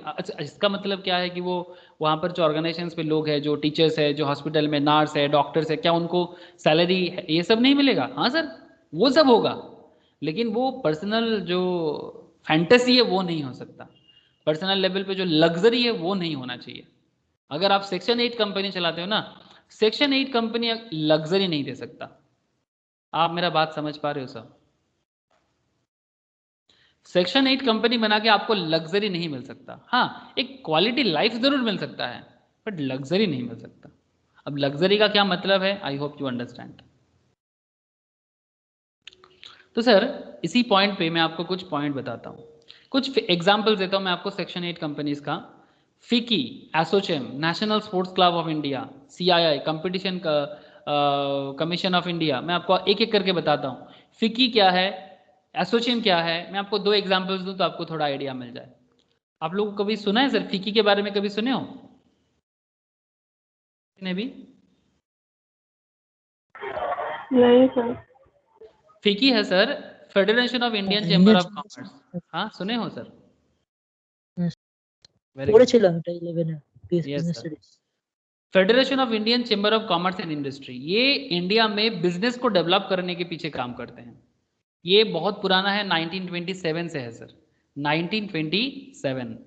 ये महात्मा गांधी के कहने पर, आप देख सकते हो, on the advice of Mahatma Gandhi, GD Birla ने ये बिजनेस को, GD बिरला एंड पुरुषोत्तम ठाकुरदास, इनको बनाया था।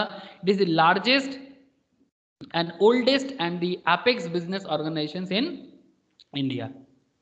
ठीक है, ये जो भी करता है, इनको बहुत फंड मिलता है, और ये जो भी करता है पूरा भारत के बिजनेस के डेवलपमेंट के लिए करता है, अपना पर्सनल प्रॉफिट के लिए नहीं करता है। ओके, यहाँ पर म्यूजिक चालू हो गया है वेबसाइट के अंदर। ठीक है, आई होप यू अंडरस्टैंड। तो ये था फिकी। ठीक है, ये है फिकी। आपको एक एग्जाम ऑर्गेनाइजेशन के बारे में आपको बोलता हूँ सर, एसोचेम, नाम सुने हो सर? ये देखो, एसोचेम क्या है, association of Chamber of Commerce and Industry of India is a non-governmental trade association and advocacy group based in New Delhi. The organization represents the interest of trade and commerce, मतलब businessman के interest पे काम करते हैं, and act as an interface between issues and act initiatives. अगर कुछ भी issues होता है, कोई इनिशिएटिव्स लेते हैं कोई, तो उस पर ये हेल्प करते हैं, प्रॉब्लम को सॉल्व करते हैं। ठीक है, ये है एसोचेम। जैसे आप यहाँ पर देख सकते हो, एक पॉपअप आया यहाँ पर, क्या बता रहे हैं sir, 4th emerging north east 2021, 4th edition of emerging north east, मतलब नॉर्थ ईस्ट में बिजनेस को डेवलपमेंट करने के लिए ये कुछ काम कर रहे हैं। 19 फरवरी को एक मीटिंग है, आज ही है, 2021 में भी है, आसाम, गुवाहाटी एंड डिब्रूगढ़ आसाम में। ठीक है, एक बहुत बड़ा उनका ट्रेड प्लान, मतलब बिजनेस को डेवलप करने के लिए नॉर्थ ईस्ट में क्या क्या हो सकता है। ठीक है, networking, business sessions, round table, exhibition, सारा का सारा। तो नॉर्थ ईस्ट का बिजनेस को डेवलप करने के लिए ये अभी वहाँ पर जाके काम करेगा। ठीक है, तो ये है ASSOCHAM, association of chamber of commerce. ये भी एक बहुत बड़ी ऑर्गेनाइजेशन है। तो ये सब NPO है sir, these are the NPO। ठीक है, अच्छा, जैसे फीकी के बारे में मैं आपको बता रहा था ना अभी, फीकी के बारे में, ये फीकी का एक मैंने आपको यूज शेयर करता हूँ, रुको। मेरे यहाँ से काफ़ी सारे स्टूडेंट लोग ये चीज़ किया है, आई थिंक आप लोगों में से अगर कोई किया है तो बहुत अच्छा, अगर नहीं किया तो कर लेना sir. Roshni is here, Snehashish is also here. आप लोगों ने जो किया सर इसको, ये गूगल का डिजिटल है ना? मुझे है सबका दादा। नाम याद नहीं आ रहा है। जैसे यहाँ पर आप देख सकते हो, ये भी एक वन ऑफ द स्टूडेंट है, इन्होंने किया, ठीक है, कि ये आपका डिजिटल मार्केटिंग सर्टिफिकेट था, आप देख सकते हो, ऑनलाइन मार्केटिंग फंडामेंटल्स क्वालिफिकेशंस, फीकी देख रहे हो सर, यहाँ पर फीकी एंड गूगल टाई अप है, और उसमें ISB Hyderabad, Indian school of business, ये भी इनके साथ है, फंडामेंटल्स ऑफ डिजिटल मार्केटिंग का, तो मैंने काफ़ी सारा स्टूडेंट को रिकमेंड किया था। करेंटली ये फ्री ऑफ कॉस्ट गूगल करा रहे हैं, ठीक है। तो अगर आप लोगों में से कोई डिजिटल मार्केटिंग का फंडामेंटल सीखना चाहते हो तो मुझे बता सकते हो सर, मैं आपको बता सकता हूँ, ये एक्स्ट्रा एड ऑन है आपके मतलब नॉलेज के लिए, मॉडर्न डे नॉलेज के लिए ये सब आजकल बहुत ज़रूरी है, बिकॉज आजकल बहुत सारे चीज़ डिजिटली होता है, तो इट्स एक्स्ट्रा एड ऑन। आप लोगों में से अगर कोई करना चाहे तो मुझे बताना, मैं आपको बताऊंगा कैसे होता है, और उसका बेनिफिट भी आपको मिलेगा, बहुत बेनिफिट मिलेगा, जॉब प्रोफाइल में मिलेगा, आपका रियल लाइफ में कुछ काम हो डिजिटल लेवल में उस पर मिलेगा, seriously it's a very benefited. सही बोल रहा हूँ ना सर रोशनी, इट्स बेनिफिटेड और नॉट? है दादा। सीरियसली ओके, मतलब अपना ब्लॉग बनाओ, यूट्यूब चैनल करो, कोई ई कॉमर्स बिजनेस बनाओ, कोई ऑनलाइन बिजनेस बनाओ, आपको हर जगह में इसका हेल्प मिलता है। तो ठीक है, तो आगे बात करेंगे इसके बारे में। तो फीकी का सर्टिफिकेशन है इसके साथ, तो जो आप लोग जब आगे आगे जॉब वगैरह करना चाहोगे ना, तो उसमें भी आपको ये बहुत बेनिफिट देगा, ठीक है। और साथ में थोड़ा नॉलेज भी होना चाहिए, ठीक है, सिर्फ सर्टिफिकेशन नहीं, विथ नॉलेज सर्टिफिकेशन का काम होता है सर। तो समझ में आ रहा है सर? फिकी हो गया, एसोचेम हो गया। अच्छा, जैसे हम लोग यहाँ पर बोल रहे थे আমারটা ফিকি সিম্বল নেই। ठीक है, उसमें इंडियन वो इंटरनेशनल एडवर्टाइजमेंट एजेंसी हो सकता है, IAB है क्या? হ্যাঁ স্যার IAB है আইএবি ना? আছে। हाँ, वो बाद में IAB के साथ भी इंटरनेशनल एडवर्टाइजमेंट एजेंसी, वो भी एक बहुत फेमस ऑर्गेनाइजेशन है IAB, ये है ना, इंटरएक्टिव एडवर्टाइजमेंट ब्यूरो, इसका होगा शायद। হ্যাঁ স্যার न्यूयॉर्क, আইএবি আছে আর ওপেন ইউনিভার্সিটি লেখা। हाँ IAB का होगा इसका, ये भी बहुत फेमस नॉन प्रॉफिट ऑर्गेनाइजेशन है, इंटरनेशनल है, न्यूयॉर्क बेस्ड है, यूनाइटेड स्टेट्स का। This is also very famous, international interactive advertising bureau, so very interesting sir. ये सब एडवर्टाइजिंग मतलब पॉपुलर है सर, आप अगर ऐसे सर्टिफिकेशंस बनाते हो अपने लिए तो बहुत हेल्पफुल होगा आपको आगे आगे, ठीक है। एक ओवरऑल एक राउंड मतलब ओवरऑल राउंडिंग एक आपको नॉलेज मिलेगा। ओके, एक कंपनी है सर, जैसे फीकी, एसोचेम हो गया, एक नैस्कॉम बोल के है, नैस्कॉम के बारे में जान लो एक बार, ये भी एक NPO है, national association of software and service companies, is an Indian non government trade association and advocacy group. मतलब इंडिया में जितना सारा IT सेक्टर कंपनी है ना सर, इंफॉर्मेशन टेक्नोलॉजी, ठीक है, वो सारा का सारा हेड कॉन्सेप्ट नैस्कॉम का होता है, ठीक है। The trade association of India, ITBPM, ठीक है, नैस्कॉम देख लो, ठीक है। Shaping the future for a better India, better normal, ये सब इंडियन IT सेक्टर को डेवलप करने के लिए काम करते हैं सर। ये भी एक नॉन प्रॉफिट ऑर्गेनाइजेशन है, जैसे TCS, इन्फोसिस, विप्रो, अगर नाम सुने हो तो बहुत बढ़िया सर, है ना। इनको कैसे डेवलप करना है, इंडियन IT सेक्टर्स को कैसे डेवलप करना है, यही सब काम ये सब करते हैं। ओके, आई होप कि समझ में आ रहा है। जैसे नैस्कॉम में जाओ तो आपको ये सब डेटा भी मिलता है कि रिसेंट लेवल में किस कंपनी को कितना मतलब टॉप 10 डील्स इन इन्वेस्टर्स, ठीक है, किस कंपनी को कितना पैसा मिला है, उसका डेटा भी आपको मिलेगा। आप लोग ओयो का नाम सुने होंगे, हेलो, ओयो एक बहुत फेमस होटल चेन चलाते हैं करेंटली इंडिया में एंड वर्ल्ड वाइड, इसको 250 मिलियन का फंडिंग मिला है, सुने हो ना सर ये सब नाम? Swiggy, Black yes Buck, sir, yes sir. UrbanClap, PharmEasy, Urban Ladder, Rivigo, True Balance, तो किस किस कंपनीज को, ये सब IT सेक्टर कंपनीज है सर, ई कॉमर्स या IT सेक्टर्स कंपनी, तो किस कंपनी को कितना फंडिंग मिल रहा है, उसका डिटेल्स, कौन सा कंपनी किस पे डील कर रहा है, वो सारा का सारा डिटेल्स अभी आपको नैस्कॉम में मिलेगा। नैस्कॉम ही है ना सर? यस, नैस्कॉम में मिलेगा। तो इस तरह से आपको डिटेल्स पता चलता है, ठीक है। ओके सर, आई होप एक बढ़िया आइडिया मिला NPO सेक्शन 8 का क्या एक्चुअल काम है, किस तरह से वो कॉमर्स, IT, साइंस सभी को प्रमोट करते हैं। ओके, अब आपको मैं बताने जा रहा हूँ power of central government to issue the licence. अगर आप NPO बनाना चाहते हो तो आपको कैसे लाइसेंस मिलेगा? Section 8 allows the central government to register such persons or association of persons as a company with the limited liability without the addition of words limited and private limited. NPO का liability limited होता है, NPO जो होता है ना sir, इसका liability limited होता है। इसका मतलब ये हो जाता है कि अगर मार्केट से कभी भी NPO कुछ लोन लेता है तो जो भी NPO का मेंबर है उनके पर्सनल प्रॉपर्टी में कभी भी इसका असर नहीं आता। बात कुछ समझ में आया सर? आप लोग हाँ मेरा सर। आप लोग बात समझ लिए ना सर? जैसे मानो कि अगर आप NASSCOM के मेंबर हो, ठीक है, अगर आप NASSCOM के मेंबर हो तो NASSCOM का करेंट मेंबरशिप कितना जन का है, अगर मुझे मिल जाए तो बढ़िया रहेगा। ये देखो NASSCOM में टोटल 2800 कंपनीज इसका मेंबर है। और ये NASSCOM ने अगर मार्केट से कोई लोन वगैरह लिया अपने ऑर्गेनाइजेशन डेवलपमेंट के लिए और बाद में अगर इस लोन ये चुकता नहीं कर पा रहा है तो ये NASSCOM को इसका लाइबिलिटी चुकता करना पड़ेगा। मतलब वॉट एवर लोन या लाइबिलिटी NASSCOM का रहेगा वो NASSCOM का ही होगा, किसी भी मेंबर का पर्सनल प्रॉपर्टी से वो नहीं ले सकता। यही तो होता है ना, जो लोग स्टार्टिंग में लाइबिलिटीज़ के बेसिस में, मैंने कंपनी को कैसे बाइफरकेट किया जाता है on the basis of liability, वो वाला क्लास अगर किसी का मिस है तो प्लीज़ एक बार मैं रेफ़र करूँगा, वो वाला क्लास कर लेना। अगर नहीं है लिंक मुझे बोलना, मैं शेयर करूँगा, ठीक है, कि लिमिटेड लाइबिलिटी क्या होता है, अनलिमिटेड लाइबिलिटी क्या होता है। ओके, मैं वहाँ पर बोल के रखा, बड़ा डिटेल्स में बोल के रखा। तो Section 8 allows the central government to register such persons or association of persons as a company with the limited liability without addition of words। मतलब ये NPO कभी भी आपने नाम के पीछे limited या private limited word नहीं लगा सकते to its name by issuing license on such conditions as it deems fit। The register मतलब जहाँ पर रजिस्ट्री किया जाता है NPO का, shall on applications register such person or association of person as a company under this section। On registrations the company shall enjoy same privileges and obligation as of a limited company। एक limited company का जो facilities होता है कि NPO को भी same type of facilities मिलता है गवर्नमेंट से। मतलब वही कि NPO का लायबिलिटी वो मेंबर का लायबिलिटी नहीं है। बात कुछ समझ में आ रहा है सर कि NPO क्या है, क्या करता है, उसका लिमिटेड लायबिलिटी कॉन्सेप्ट क्या है।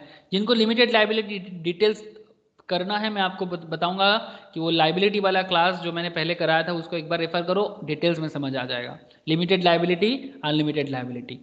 बाकी पॉइंट समझ में आ रहा है ना सर? Hello, yes sir.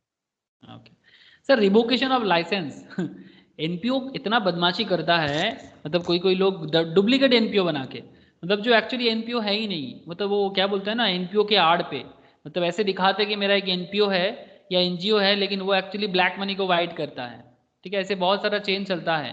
तो अगर गवर्नमेंट को कभी भी पता चल गया, the central government may by order revoke the licence of the company. Revoke मतलब छीन लेगा सर, लाइसेंस रिवोक मतलब कैंसिल कर लेगा। Where the company contravenes any of the requirement, मतलब अगर वो रूल तोड़ता है तो उसको जो लाइसेंस है वो छीन लिया जाएगा। और the conditions of this section subject to a license is issued where the affairs of the company are conducted fraudulently। fraudulent मतलब समझते हो ना? और violative of the object of the company, prejudicial to the public interest, and no revocation the register shall put limited। and on revocations करने के बाद company के नाम के पीछे लिमिटेड और प्राइवेट लिमिटेड वर्ड आ जाएगा against the company's name in the registers।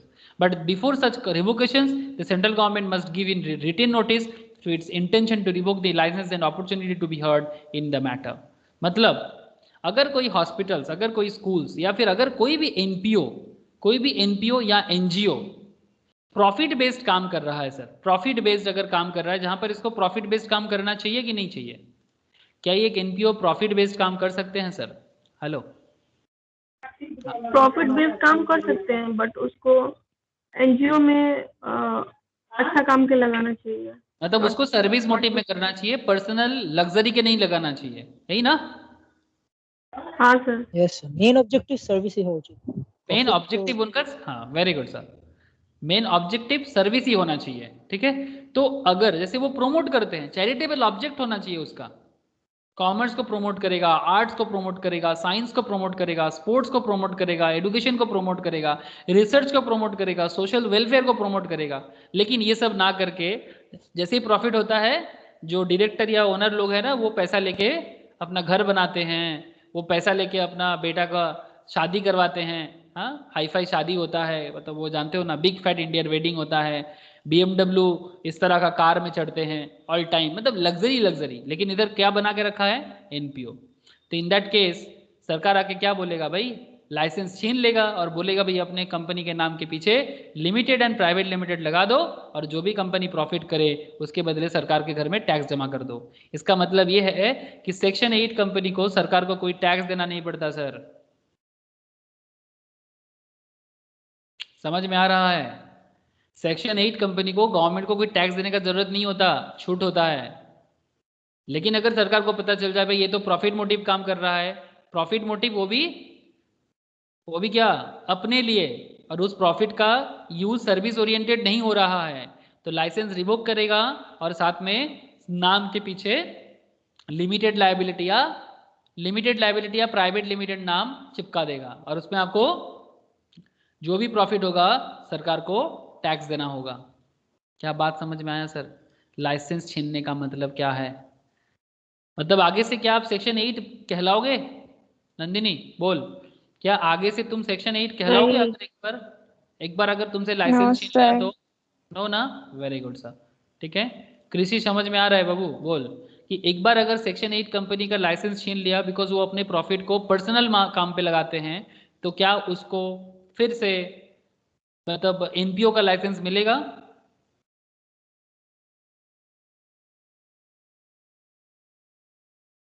क्या कृषि को समझ नहीं आ रहा है? बोल कृषि।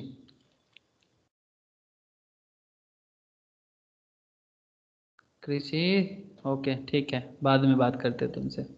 Order of the central government, order of the central government. अब सेंट्रल गवर्नमेंट क्या ऑर्डर देता है? Where a licence is revoked, अगर लाइसेंस छीन लिया गया, there the central government may in the public interest order that the company registered under these sections should be amalgamated with another company registered under these sections having similar objects to form a single company with such constitutions, properties, powers, rights, interests, authorities and privileges, and with such liabilities, duties and obligations as may be specified of the company be owned up। मतलब company को जो भी benefit मिलता था एक section 8 company को, that means एक NPO को या फिर एक एनजीओ को जो भी बेनिफिट मिलता था वो सब खत्म हो जाएगा, उंड अप हो जाएगा, मतलब उसको लिक्विडेट कर दिया जाएगा, मतलब वो एनपीओ और नहीं रहेगा, आगे से एक प्रॉफिटेबल कंपनी के नाम पे ही जाना जाएगा। साथ में पेनल्टी भी आएगा सर, ऐसे नहीं जाने देंगे, ऐसे नहीं जाने देंगे तुमको। अगर तुम गलती करते हो, अगर गलती करते हो तो पेनल्टी और पनिशमेंट भी लगाएंगे सरकार आपको। If A company makes any default in complying with any of the requirements laid down in these sections, the company shall be punishable with fine varying from 10 lakh rupees to 1 crore rupees, and the directors and every officer of the company जो भी गलती करेगा who is in default shall be punishable with imprisonment for a term which may extend to 3 साल का jail हो सकता है, 10 लाख से लेके 1 करोड़ तक का फाइन हो सकता है, और with fine varying from 25,000 rupees, मतलब ये जो एनपीओ करेगा उसका फाइन तो 10 लाख से 1 करोड़ तक, और जो ऑफिशियल्स इन डिफॉल्ट रहेगा उनका जेल भी हो सकता है 3 साल तक, और साथ में 25,000 से लेके 25 लाख तक का फाइन या फिर दोनों हो सकता है। Okay, but it is proved that the affairs of the company were conducted fraudulently, every officer in default shall be liable for action under section 447 which deals with fraud। fraudulent का charge लग जाएगा section 447, और 447 के तहत उसको क्या हो जाएगा सर? ऑफिसर्स को 25,000 से लेके 25 लाख का पेनल्टी और साथ में 3 साल का जेल। समझ में है कुछ आया? हेलो? यस सर, 3 साल का मुफ्त का खाना पीना। 3 साल तक क्या बोले? मुफ्त का खाना पीना, फ्री खाना पीना। जेल का खाना, मुफ्त का खाना नहीं सर, जेल का खाना। जेल जो जाता है ना सर उसका हालत खराब ही होता है। ओके, सेक्शन 8 कंपनी का सिग्निफिकेंट कुछ पॉइंट्स देख लो फटाफट। Form for the promotion of commerce, art, science, religion, charity, protection of environment, sports etcetera. Requirement of minimum share capital does not apply, क्योंकि एनपीओ है तो कोई भी मिनिमम शेयर कैपिटल आपको नहीं चाहिए। आपका मतलब जो मेन ऑब्जेक्टिव सर्विस का होना चाहिए, बिकॉज फंड आपको मिलेगा सर, फंड आपको मिलेगा, वो लोग देता रहता है सर, जिनको भी अच्छा है, गुड फीलिंग आता है ना, वो देता है, स्कूल के नाम पे, रिलीजियस के नाम पे देता है, फंड देता है, चंदा देता है। Uses it's profits for the promotion of the objective for which form, मतलब जिस काम के लिए ये बना है। जैसे एक स्कूल क्यों बनता है? लोगों को पढ़ाने के लिए ना, या फिर गलत काम सिखाने के लिए? हेलो सर, स्कूल क्यों बनता है? पढ़ाने के लिए बनता है कि नहीं? पढ़ाने के लिए, शिक्षित बनाने के लिए, एडुकेट बनाने के लिए, समाज के साथ, समय के साथ चलने के लिए, इंसान को इंसान बनाने के लिए। इंसान आजकल इंसानियत भूल रहा है ना, स्कूल का काम होता है इंसान को इंसान बनाना। आई डोंट नो आप लोग कितना समझ रहे हो, but this is actually the work of school. एक कहावत है सर, आप लोग जानते कि नहीं जानते, संस्कृत में एक बहुत सुंदर एक प्रभव है, बोलते कि स्वदेशे पूज्यते राजा विद्यान सर्वथा पूज्यते। सुने हो सर? स्वदेशे पूज्यते राजा विद्यान सर्वथा पूज्यते। मतलब जो राजा होता है ना वो सिर्फ अपने देश में पूजे जाते हैं, लेकिन जो विद्वान होता है ना सर वो पूरा दुनिया भर में पूजे जाते हैं। क्या बात समझ में कुछ आ रहा है? मतलब अगर एडुकेटेड हो, अगर आप स्कॉलर हो, अगर आप अच्छा इंसान हो विथ प्रॉपर एजुकेशन, तो आपका जय जयकार पूरा दुनिया भर में लगेगा, पृथ्वी के राजा से भी ज़्यादा कहलाओगे। तो एक स्कूल का यही काम होता है। अब पता नहीं स्कूल इसको करते कि नहीं करते, सिखाना तो चाहिए। तो इसीलिए बोल रहे हैं सर कि use its profit for the promotions of objective for which it is formed.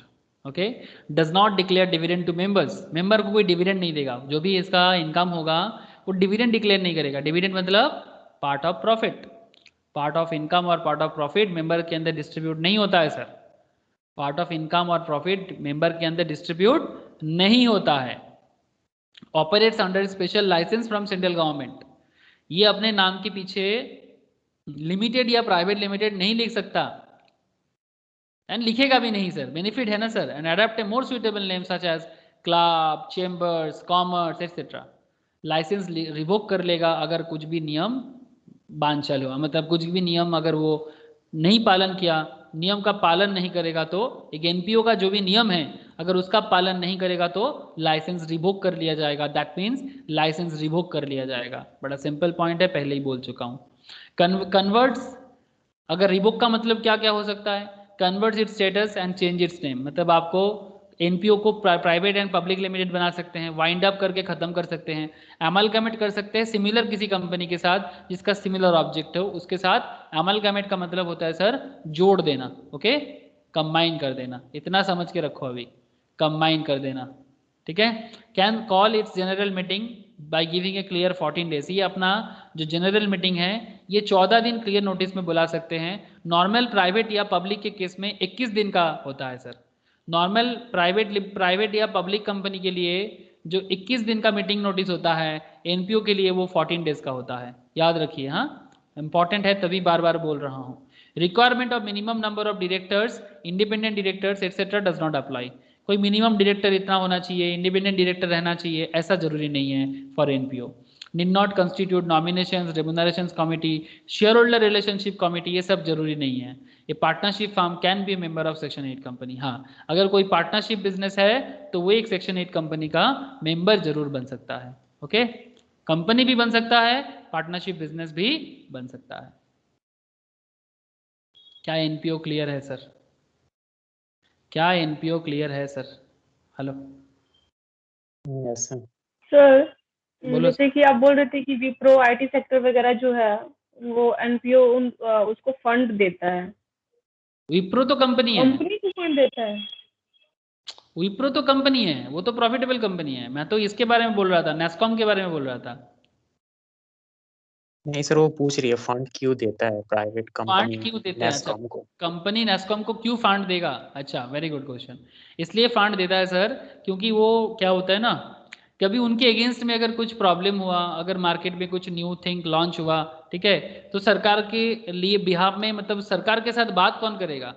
इतना बड़ा ऑर्गेनाइजेशन है विप्रो, टीसीएस, इन्फोसिस, ठीक है, बहुत सारे कंपनीज है। जैसे यहाँ पर आप देख सकते हो इसका करीब 2800 कंपनीज इसका मेंबर है। तो ये मेंबर है तो क्यों मेंबर का चार्ज भी होता है। तो इसके पीछे इसका मेन है, जैसे कि अगर कोई न्यू कंपनी बनाना है, जैसे अब इसका ऑब्जेक्टिव देखने से ही पता चल जाएगा आपको। NASSCOM initiated a programme called 10,000 startups in 2013। 10,000 new startup बनाएगा, ये इसका ऑब्जेक्टिव था। The purpose of 10,000 startup is to support and impact 10,000 startups in India by 2023.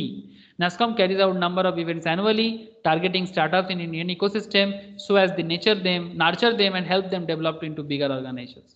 छोटा छोटा कंपनी को बिल्ड करना ताकि वो बड़े कंपनी को सपोर्ट कर सके, ठीक है, जो बीपीओ सेक्टर्स है उसको सपोर्ट कर सके, जो इंफॉर्मेशन टेक्नोलॉजी है उसको एडवोकेसी कर सके, इनका कभी कुछ प्रॉब्लम हो उस प्रॉब्लम के लिए के साथ बात कर सके, बिजनेस होगा तो प्रॉब्लम भी तो आएगा सर। हेलो, क्या बिजनेस हमेशा स्मूथ रन होता है क्या? No sir. तो एक कमिटी तो होना चाहिए ना, कि अगर कभी आपके अगेंस्ट में कुछ जाए तो आपके लिए कोई तो होना चाहिए, एक एसोसिएशन तो होना चाहिए। सर लेबर यूनियन क्यों होता है? लेबर लोगों का लेबर यूनियन क्यों होता है? ऑटो वाले का ऑटो यूनियन क्यों होता है? बोलो सर। टैक्सी यूनियन क्यों होता है? सर ওদের इंटरेस्ट रहते बजाय रहते। जैसे ये अपना कलकत्ता में टैक्सी यूनियन है, ठीक है, taxi union give ultimatum to CM, ठीक है, तो ये अपना C2 मतलब कोई ना कोई पॉलिटिकल पार्टी का अंडर में चलता है टैक्सी एसोसिएशन। तो ये टैक्सी एसोसिएशन का प्रॉब्लम को लेके वो बात करेगा। एक टैक्सी वाला जाके बात करेगा तो थोड़ी सुन लेगा सर, सबको आके बोलना पड़ेगा ना। Hello, yes sir. तो that is the reason association इसलिए होता है। अब देखो टैक्सी वाले लोगों का मेंबरशिप वगैरह होता है कि नहीं वो देखना पड़ेगा, पूछना पड़ेगा, बट नॉर्मली नहीं होता है। बट इनको पार्टी का झंडा पकड़ना पड़ता है, ठीक है, कि जिस पार्टी का आप झंडा लोगे वो पार्टी आपके बिहाफ में एक एसोसिएशन बना के काम करेगा। जैसे C2 CPM का है, AITUC all India Trinamool Congress का है, बीजेपी का भी अपना है, ठीक है। तो इस तरह से अलग अलग एसोसिएशन टैक्सी वालों के बिहाफ में बात करेगा, टैक्सी वालों के बिहाफ में बात करेंगे। एसोसिएशन इसीलिए फॉर्म होता है, उनका प्रॉब्लम, उसका एडवोकेसी करना, इसके लिए करते हैं, ठीक है। तो सारा का सारा एनपीओ का एक एक प्रॉब्लम हम लोगों ने डिस्कस किया। एक कंपनी होता है सर डोरमेंट कंपनी। क्या कंपनी? Dormant company. शायद कभी नाम नहीं सुने आप लोगों ने, बट डोरमेंट कंपनी होता है। सेक्शन 455 में डोरमेंट कंपनी के बारे में कहा गया। क्या करता है ये? Where a company is formed and registered under this act for a future project or to hold an asset or intellectual property and has no significant accounting transactions, such a company or an inactive company may make an application to the register in such a manner as may be prescribed for obtaining the status of a dormant company. In inactive company means a company which has not been carrying on any business or operations or has not made any significant accounting transactions during the last 2 financial years or has not filed financial statements and annual return during the last 2 financial years. मतलब क्या हो गया? Dormant मतलब एक तरह से बोल सकते हो आप कि इनएक्टिव टाइप का। Company formed and registered under this act for a future project, मतलब बिजनेस अभी नहीं सर बाद में करोगे, लेकिन बिजनेस को लिस्ट कर दिए। बिजनेस अभी नहीं बाद में करोगे, लेकिन बिजनेस को लिस्ट कर दिए। लेकिन वो एक कंपनी के तौर पे रजिस्टर्ड है, लेकिन वो कोई बिजनेस नहीं करता। वो आज तक कोई रजिस्टर मतलब ये नहीं किया, आज तक कोई अकाउंटिंग ट्रांजैक्शंस नहीं किया, कोई बाई सेल नहीं हुआ। तो जो कंपनी फ्यूचर में आ सकता है लेकिन आप अपना नाम बुक करके रजिस्ट्रेशन करके रखे हो, उसको क्या कहेंगे सर? सेक्शन 455 के तहत डोरमेंट कंपनी कहेंगे। बात कुछ समझ में आ रहा है सर? ये भी तो हो सकता है कि नहीं आए फ्यूचर में। हाँ वो भी हो सकता है, तो उसका एक टाइम लिमिट तो रहेगा ना, उसके बाद उसको फिर से रिन्यू करना पड़ता है रजिस्ट्रेशन को रिन्यू करना पड़ेगा, ठीक है। तो जब वो रजिस्ट्रेशन को रिन्यू करने जाएगा तब उसको पूछा जाएगा भाई इतना दिन से रजिस्टर करके रखे हो, बिजनेस क्यों नहीं बनाए, क्या कोई डुप्लीकेट काम कर रहे हो क्या कंपनी बना के, ठीक है। तो सिग्निफिकेंट अकाउंटिंग ट्रांजैक्शंस क्या हो सकता है, उसका भी लिस्ट है sir. Significant accounting transactions very important area sir. Significant accounting transactions किसको कहेंगे? जैसे payment of fees by a company to the register. अच्छा, अकाउंटिंग मीन्स अदर देन, मतलब इनको इसके अलावा, मतलब significant accounting transactions means any other transaction other than, मतलब अगर आप रजिस्टर को कुछ पैसे दिए, payment of fees by a company to the register, तो वो सिग्निफिकेंट ट्रांजैक्शंस नहीं है। Payment made by it to fulfil the requirement of इस एक्ट और एनी अदर लॉ, अगर कोई लॉ के लिए कुछ पैसा दिया है। Allotment of shares to fulfil the requirement of this act, payment for maintenance of its office and records, ये सब सिग्निफिकेंट नहीं है। रियल बिजनेस, कुछ प्रोडक्ट का buy sell, that is the real business, वो नहीं किया तो उसको सिग्निफिकेंट अकाउंटिंग ट्रांजैक्शंस कहते हैं। तो जो कंपनी कोई बिजनेस नहीं करता, सिर्फ अपने आप को रजिस्टर करके रखा है, फ्यूचर में करेगा, उसको कहेंगे डोरमेंट कंपनी। जैसे बहुत सारे हम लोग ना डोमेन खरीद के रखते हैं, आप लोग डोमेन समझते हो? जैसे मेरा एक बिजनेस है, हाँ हाँ बोल सकते हो सर, वही वेबसाइट डोमेन। मैंने एक डोमेन फ्यूचर के लिए बना के रखा, अभी मैं उस पर पूरा काम चालू करूँगा, आप ही लोगों के लिए है सर, मैं आपको शेयर कर सकता हूँ। ksg2.in तो एक है सर, इसमें आप जाके डिटेल्स, अभी मैं बहुत दिन से कुछ काम नहीं किया, ये तो है, ये आप लोगों ने मे भी किसी ने देखा हो, ठीक है। इसमें आपको क्लास के बारे में फ्री नॉलेज रिसोर्स, यहाँ पर मैं धीरे धीरे सब कुछ अपलोड पहले करता था, अभी कुछ दिन मैंने बंद भी किया क्योंकि मैं कुछ काम कर रहा हूँ इसके ऊपर, ठीक है। इसमें अलग अलग टेस्ट पेपर अपलोड करके रखूँगा, आप टेस्ट दे सकते हो, ये तो है सर, ठीक है। सक्सेस स्टोरीज क्या क्या हुआ है इसका डिटेल्स आपको मिलेगा, ठीक है, ठीक है। तो बेसिक पॉइंट क्या है, बेसिक पॉइंट क्या है कि ये मेरा एक्टिव है, ठीक है, ksg2.in, बट एक कंपनी मैंने बना के रखा जो अभी इनएक्टिव है, ठीक है, बट ये फ्यूचर में एक्टिव हो जाएगा, ksg2.online। ये मुझे शायद यहाँ करना पड़ेगा, इसमें देखना पड़ेगा, एक मिनट, ksg2.online। आई होप आप लोगों को दिख रहा है। ये देखो sir, your connection is not private, मतलब करेंटली ये डोमेन मेरा बुक है, आप देख पा रहे हो सर, सिक्योर नहीं दिखा रहा है बट ये डोमेन मेरा बुक है, ठीक है। तो ये मेरा एक फ्यूचर प्रोजेक्ट है, तो ये आप बोल सकते हो कि सर ये एक डॉर्मेंट कंपनी है, आप ऐसे बोल सकते हो, ये एक डॉर्मेंट है, ठीक है। समझ में आ रहा है सर? समझ में आया कि नहीं आया सर, बोलो। है दादा। ओके, तो इस तरह से डॉर्मेंट, इनएक्टिव और डॉर्मेंट में एक थोड़ा सा फर्क है sir. Inactive company means a company which has not been carrying on any business और ऑपरेशंस और has not been any significant accounting transaction during the last 2 financial years. मतलब शायद वो पहले ट्रांजैक्शंस करता था बट अभी लास्ट 2 साल से इसका बिजनेस बंद पड़ा है, या फिर वो लास्ट 2 साल से has not filed financial statement and annual return, government को जो रिटर्न फाइल करना होता है लास्ट 2 फाइनेंशियल ईयर में वो फाइल भी नहीं हुआ। अगर ऐसा है तो जो बिजनेस में ऑलरेडी ट्रांजैक्शंस में था या है बट 2 साल से कुछ भी नहीं है तो उसको भी आप इनएक्टिव कंपनी बोलोगे। तो क्या आप लोगों को डॉर्मेंट एंड इनएक्टिव समझ में आया? It's a very popular point, dormant and inactive. Yes. बोलो सर, सबको समझ में आया ना सर? Yes, sir. इनएक्टिव मतलब जिसका पुराना ट्रांजैक्शन था बट लास्ट 2 साल से कोई ट्रांजैक्शन उसने नहीं किया, ना तो कोई फाइनेंशियल स्टेटमेंट का रिटर्न भरा है, ना तो एनुअल रिटर्न दिया है, और ना ही कोई ट्रांजैक्शन बिजनेस में किया है। और डॉर्मेंट मतलब जो अभी तक कोई भी फाइनेंशियल ट्रांजैक्शन नहीं किया है, एकदम न्यू है, शायद फ्यूचर में प्रोजेक्ट आएगा, शायद फ्यूचर में प्रोजेक्ट आएगा, ऐसे कंपनी को डॉर्मेंट कंपनी बोलते हैं। याद रखिएगा सर। हाँ, सेक्शन 455। अच्छा, सिग्निफिकेंट अकाउंटिंग ट्रांजैक्शंस किसको कहेंगे वो आप समझ गए ना सर? ये चारों पॉइंट के अलावा एक्सेप्ट दिस थिंग्स, एक्सेप्ट, हाँ, मतलब ये चारों पॉइंट को छोड़ के बाकी कोई भी ट्रांजैक्शन आप करो वो सब सिग्निफिकेंट अकाउंटिंग ट्रांजैक्शंस कहलाएगा, बट ये चारों पॉइंट को छोड़ के। निधि कंपनीज क्या होता है? निधि कंपनीज क्या होता है? हेलो, निधि कंपनी मीन्स तो वेरी इंटरेस्टिंग ना, कभी शायद नहीं सुने आप लोग। Section 406 subsection 1 of the companies act Nidhi company के बारे में बताते हैं। इट्स सेक्शंस निधि और mutual benefit society. Nidhi means mutual benefit society, means a company which the central government may by notification in the official gazette declared to be a nidhi or mutual benefit society as the case may be। मतलब जो निधि companies होता है ना sir, वो निधि company का जो भी member होता है, जो भी उस कंपनी का एम्प्लॉइज होते हैं, वो अपने कंपनी में डिपॉजिट भी रख सकता है और ज़रूरत में लोन भी उठा सकते हैं, इसलिए नाम दिया सर म्यूचुअल बेनिफिट। कंपनी के एम्प्लॉय के बीच में एक म्यूचुअल बेनिफिट चलता है और म्यूचुअल बेनिफिट करके वो अपने ज़रूरत में कंपनी से ही लोन लेता है, ठीक है। मैं आपको कुछ एग्जांपल्स अगर मिले तो मैं आपको दिखा सकता हूँ निधि कंपनीज के बारे में।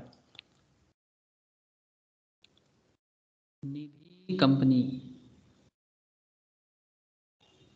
इन कोलकाता, ये कुछ कंपनी है, ये देखो, Nidhi producer company registrations, Nidhi software, Mitra and Paul associates Nidhi company registrations, certified public accountant, OZZ Nidhi company, mutual benefit NBFC registrations, ठीक है। मतलब इस तरह से निधि कंपनी भी बना सकते हो जो सेल्फ बेनिफिट, मतलब म्यूचुअल बेनिफिट के लिए काम करते हैं, मतलब जो ऑर्गेनाइजेशंस पे काम करेगा उन्हीं को लोन देगा, बाहर किसी को नहीं। इस तरह का फाइनेंशियल कंपनी से होता है, ठीक है, सिर्फ अपने ही मेंबर्स को लोन वगैरह प्रोवाइड करता है, इसको कहते हैं निधि कंपनीज। समझ में कुछ आ रहा है सर? 406 सबसेक्शन 1 क्लियर हो रहा है कि नहीं हो रहा है? हेलो, हाँ सर। बड़ा इंटरेस्टिंग एंड इंपॉर्टेंट एरिया है, इसलिए बार बार बोल रहा हूँ।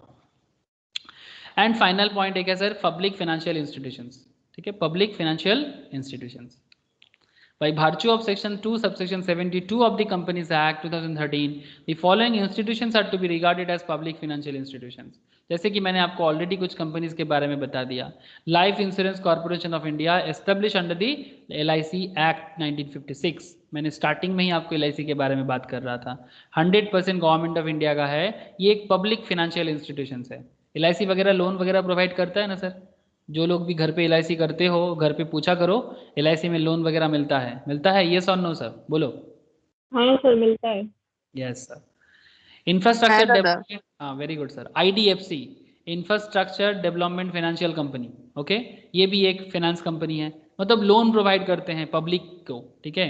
Specified company refer to in the unit trust of India, ये म्यूचुअल फंड का ही एक पार्ट है, यूनिट ट्रस्ट ऑफ इंडिया के नाम से जाना जाता है। Institutions notified by the central bank under section 4A subsection 2 of the companies act 1956, such other institution as may be notified central government in consultation with the Reserve Bank of India. Conditions for an institutions to be notified as PFI, मतलब कैसे पता चलेगा कि कोई company PFI है कि नहीं है, मतलब पब्लिक फाइनेंशियल इंस्टीट्यूशंस कैसे पता चलेगा, ठीक है। दोनों पॉइंट प्लीज याद रखिए, 2 पॉइंट प्लीज याद रखिए कि कोई कंपनी पब्लिक फाइनेंशियल इंस्टीट्यूशंस है कि नहीं है, इसको कैसे आप पता करोगे। First, establish or constituted by or any under any central or state act, या तो कोई सेंट्रल गवर्नमेंट या तो कोई स्टेट गवर्नमेंट के एक्ट के थ्रू से आना पड़ेगा। At least 51% of the paid up share capital is held or control by the central government or by state government or partly by central government or partly by state government, ये दोनों conditions होगा। और अगर वो किसी को लोन वगैरह provide करता है तो ऐसा ऑर्गेनाइजेशंस को हम लोग PFI कहेंगे, पब्लिक फाइनेंशियल इंस्टीट्यूशंस। फाइनेंस का मतलब क्या होता है, पैसा जुगाड़ करके देना। तो जो इंस्टीट्यूशंस आपको पैसा जुगाड़ करके देगा, आपके जरूरत के हिसाब से आपको लोन प्रोवाइड करेगा, और वो कंपनी सरकार का है जिसपे सरकार का 51% शेयर होल्डिंग है, ठीक है, या तो सेंट्रल गवर्नमेंट का खुद का, या तो सेंट्रल स्टेट मिला के, या तो स्टेट गवर्नमेंट का, तो उस ऑर्गेनाइजेशंस को हम लोग क्या कहेंगे sir, PFI, public financial institutions. Clear है कि नहीं, बोलिएगा।